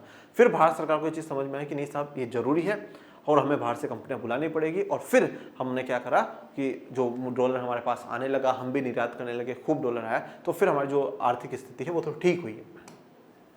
सार्वजनिक क्षेत्र के कार्य संपादन में सुधार लाना तथा उसके क्षेत्र को अधिक युक्ति संगत बनाना। तो जो सरकार का क्षेत्र है, जो पब्लिक सेक्टर है, उसमें थोड़ा जो कार्य संपादन हो रहा है, जो परफॉर्मेंस है, वो थोड़ा उसमें बेहतर लाना, उसमें सुधार करना। क्योंकि आपको पता है कि एक सरकारी कर्मचारी क्या होता है, थोड़ा प्राइवेट की तुलना में कम काम करता है, ठीक है। ऐसा, हाँ ठीक है, कर लिए ना, पढ़ाना तो पढ़ा दिया ना, वहाँ काम कर रहे तो ठीक है, थोड़ी देर चाय पी के आ जाते हैं। तो उस परफॉर्मेंस को थोड़ा सुधारना और युक्ति संगत बनाना, मतलब उसको थोड़ा और बेहतर बनाने की कोशिश सरकार कर रही है। आर्थिक सुधारों या नई आर्थिक नीति की मुख्य विशेषता क्या है, मेन जो उसका फीचर है वो क्या है। नई आर्थिक नीति की मुख्य विशेषता अर्थव्यवस्था का उदारीकरण, निजीकरण और वैश्वीकरण करना है। तो मेन जो विशेषता है, स्पेशल जो फीचर है, जिसके कारण हम ये कहते हैं कि ये नई आर्थिक नीति है, वो क्या है कि हमने हमारी अर्थव्यवस्था क्या कर दिया, उदारीकरण, निजीकरण और वैश्वीकरण कर दिया है। वैश्वीकरण एवं आम आदमी। अब बात करते हैं कि इस वैश्वीकरण का आम आदमी पर क्या प्रभाव हुआ है। आम आदमी कौन होता है? जो मध्यम वर्ग का है, ठीक है, जो ना तो बिल्कुल अमीर है और ना बिल्कुल गरीब है। उसको 2 वक्त का खाना मिलता है पर अपनी मनपसंद का नहीं मिलता, ठीक है। उसके तन पे कपड़ा है पर अपनी इच्छा का नहीं है। उसके पास सर ढकने के लिए मकान है परंतु बस मकान है, घर नहीं है, तो बेहतर जो होता है ना वो नहीं है, तो उसको हम आम आदमी मानते हैं। देश में सामान्यतः ऐसे लोगों की संख्या अधिकतम होती है जो उपभोग की न्यूनतम सुविधाओं से या तो वंचित रहते हैं या उस सीमा रेखा से थोड़ा ऊपर होते हैं। सामान्यतः आम आदमी समाज के ऐसे वर्ग समूह को कहते हैं जो मध्यम अथवा निम्न श्रेणी के लोगों के होते हैं, जो सामान्य उपभोग की सुविधाओं से वंचित होते हैं। तो इन्होंने क्या कहा है कि आम आदमी कौन है, आम आदमी को कैसे डिफाइन करा है वो देखो भाई। एक तो ये तो है सबसे अमीर, इसके बाद ये है मध्यम और ये है गरीब। इनके जो बीच का जो है ना वो आम आदमी है, ठीक है। उसके पास या तो क्या है, वो सुख सुविधाओं से वंचित है, गरीब है वो भी आम में गिना है। उसके पास या तो वो सुख सुविधा है नहीं, वो रोटी कपड़ा मकान है नहीं, और या इस थोड़ा सा गरीबी वाले स्तर से थोड़ा सा ऊपर है वो, ठीक है, थोड़ा सा बेहतर कंडीशन जी रहा है पर अपनी बिल्कुल जैसा चाहता है वैसी कंडीशन उसके पास अभी नहीं है। जो किसी तरह अपनी जीविका का निर्वाह करते हैं, बस वो जी रहे हैं जीवन, अपनी जो जीविका है, अपनी जो लाइफ उसका निर्वाह कर रहे हैं, निर्वाह चलाते जाने बस चला रहे हैं, पर अपने बिल्कुल खुल करके जीवन नहीं जी पा रहे हैं। मूल रूप से आम आदमी पर वैश्वीकरण के निम्नलिखित अच्छे प्रभाव पड़े हैं। पहला, उपयोग के आधुनिक संसाधनों की उपलब्धता। वैश्वीकरण के कारण दुनिया के सभी देशों के उच्चतम उत्पादन लोगों को उपयोग के लिए उपलब्ध हो गया है। तो जो सबसे जो बेहतर उत्पादन की चीजें हैं वो आज हमारे पास लोगों के पास आ गई है। तो वैश्वीकरण का ये फायदा हुआ है कि सस्ते से सस्ते में हमें बेहतर से जो बेहतर चीजें वो आज हम लोगों को मिल पा रही है। उदाहरण, पहले जहां आम आदमी रेडियो से मनोरंजन प्राप्त करता था, अब उनके लिए विभिन्न कंपनियों की रंगीन टेलीविजन जैसी चीजों की उपलब्धता हो गई है। रोजगार की बढ़ी हुई संभावना। वैश्वीकरण के कारण औद्योगिक प्रसार होने के कारण रोजगार के नए नए क्षेत्र खुल गए हैं। तो आज हमारे पास लोगों के पास रोजगार के ऑप्शंस बहुत हैं, ये मैंने अभी आपको समझाया है, जिससे कुशल श्रमिकों के लिए अधिक रोजगार के अवसर उपलब्ध हुए हैं। और जो एक्सपर्ट श्रमिक है, जो पढ़े लिखे मजदूर हैं, उनके मजदूर का मतलब सिर्फ यही नहीं होता जो पत्थर फोड़ते हैं, ठीक, मजदूर जो भी काम करता है, कर्मचारी कह सकते हो, कर्मचारी जो एक्सपर्ट हो, पढ़े लिखे हो, उनके लिए रोजगार के अवसर ज्यादा हो गए। आधुनिकतम तकनीक की उपलब्धता। अब आज हमारे पास जो तकनीक है, जो टेक्नोलॉजी है, वो आज आधुनिकतम हो गई, मॉडर्न हो गई है। वैश्वीकरण के कारण विश्व के विकसित देशों की आधुनिकतम तकनीक अन्य विकासशील देशों में आसानी से उपलब्ध होने लगा है। मतलब आज मान लीजिए जो फोन, जो मोबाइल फोन अमेरिका में चला करता है वो आज इंडिया में भी चल रहा है, ठीक है। आज जो महंगी महंगी कारें हैं जो बड़े विकसित देशों में हुआ करती है वो आज इंडिया में भी है, ठीक है। तो नई तकनीक आज हमारे पास है, जिससे आम लोगों के लिए आधुनिकतम तकनीक के उपयोग का दरवाजा खुल गया है। वैश्वीकरण से आम लोगों पर निम्नलिखित बुरा प्रभाव पड़ा है। अब बुरे प्रभाव क्या है वो भी देख लेते हैं। बेरोजगारी बढ़ने की आशंका, तो ये अभी हमने बिहार वाले टॉपिक में जैसे डिस्कस करा था वही आ जाएगा। उद्योग एवं व्यवसाय के क्षेत्र में बढ़ती हुई प्रतियोगिता। अब इससे क्या हुआ, प्रतियोगिता बढ़ी है, और प्रतियोगिता बढ़ने से ये हो सकता है कि जो भारत के जो उद्योग है, जो भारत में जो भारतीय स्थानीय उद्योग है वो बंद हो सकते हैं। श्रम संगठनों पर बुरा प्रभाव, जो श्रम संगठन है उन पर बुरा प्रभाव पड़ गया, क्योंकि अब जो ये बाहर से कंपनी आती है ये यहाँ के मजदूरों का क्या करती है, शोषण करती है, खूब देर तक काम करवाती है और करती है, वो यहाँ के कानूनों का, नियमों का ध्यान नहीं रखती। तो जो श्रम संगठन है वो भी कुछ नहीं कर पाते। मध्यम और छोटे उत्पादकों की कठिनाई, तो जो मध्यम और छोटे उत्पादक हैं जो ज्यादा बड़े लेवल पर काम नहीं कर रहे, उनके लिए कठिनाइयां हो गई हैं। कृषि एवं ग्रामीण क्षेत्र का संकट, तो कृषि मुख्यतः कहाँ पे होती है, ग्रामीण क्षेत्र में होती है। और ये जितनी भी मल्टीनेशनल कंपनियां, ये किसको बढ़ावा देती है, औद्योगिक क्षेत्र को बढ़ावा देती है, ठीक है। तो कृषि किसमें, प्राथमिक क्षेत्र में, तो इस पर थोड़ा सा संकट आ जाता है। वैश्वीकरण का आम लोगों पर कुछ अनुकूल एवं अधिक विपरीत प्रभाव को देखने के बाद हम इस निष्कर्ष पर आते हैं कि वैश्वीकरण से आम लोगों को लाभ से अधिक हानि होने की संभावना है। देखिए शब्दों पे ध्यान दीजिएगा, हानि होने की संभावना है, तो हम देखते हैं कि थोड़ा सा हानि होने के, नुकसान होने की ज्यादा संभावना हो सकती है वैश्वीकरण से। ये सत्य है कि वैश्वीकरण से पूंजी उत्पाद और आय में वृद्धि होगी, ये भी कोई डाउट वाली बात नहीं है। यहाँ पे थोड़ी सी बुराई करी, यहाँ पे तारीफ कर दी कि पूंजी उत्पाद और आय में वृद्धि होगी, ठीक है, ये वृद्धि होगी, ये बात हमें भी पता है। किंतु वृद्धि का ये लाभ समाज के मुट्ठी भर धनी एवं उच्च शिक्षा प्राप्त लोगों को ही प्राप्त कर सकेंगे। परंतु ये जो लाभ होता है ना, ये कुछ लोगों के पास ही जाता है, ठीक है, कुछ वर्गों के पास ही चला जाता है, जो कि नहीं होना चाहिए। तो अब इसका सॉल्यूशन क्या है, अगर नुकसान है तो फिर हटा दे, वैश्वीकरण नहीं करें, और अगर फायदा है तो मतलब फिर वैश्वीकरण करें। परंतु हम मध्यस्थता में, नुकसान भी है फायदा भी, तो हमें क्या करना चाहिए कि हमें समावेशी विकास करना चाहिए। ये जो वैश्वीकरण हो रहा है इसका सबको फायदा मिले, उस गरीब वर्ग के व्यक्ति को भी, उस मध्यम वर्ग के व्यक्ति को भी, उस अमीर वर्ग के व्यक्ति को, सबको क्या होना चाहिए, इसका फायदा मिलना चाहिए, तभी ये वैश्वीकरण सफल है, नहीं तो वैश्वीकरण बेकार है।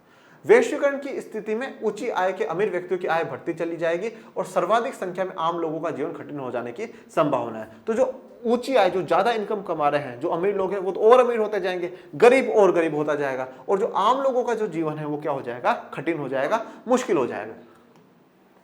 अतः विकास की व्यू रचना समावेशी होनी चाहिए। मतलब समावेशी विकास आप लोग पढ़ चुके हैं चैप्टर 1 में। तो समावेशी विकास होना चाहिए, सबका विकास होना चाहिए, हर वर्ग का, हर समुदाय का विकास होना चाहिए। ऐसे विकास को हम लोग क्या कहते हैं, समावेशी विकास कहते हैं। और इसी के साथ आज हमारा एक कोड जो वन शॉट है वो पूरा कंप्लीट हो गया है बच्चों। आपको कोई भी डाउट, आपको कोई भी परेशानी हो तो आप मेंशन करिएगा और पढ़ते रहिए, आगे बढ़ते रहिए। ऐसे ही वन शॉट के साथ हम आगे मिलेंगे। तब तक के लिए थैंक यू सो मच। जय हिंद, जय भारत।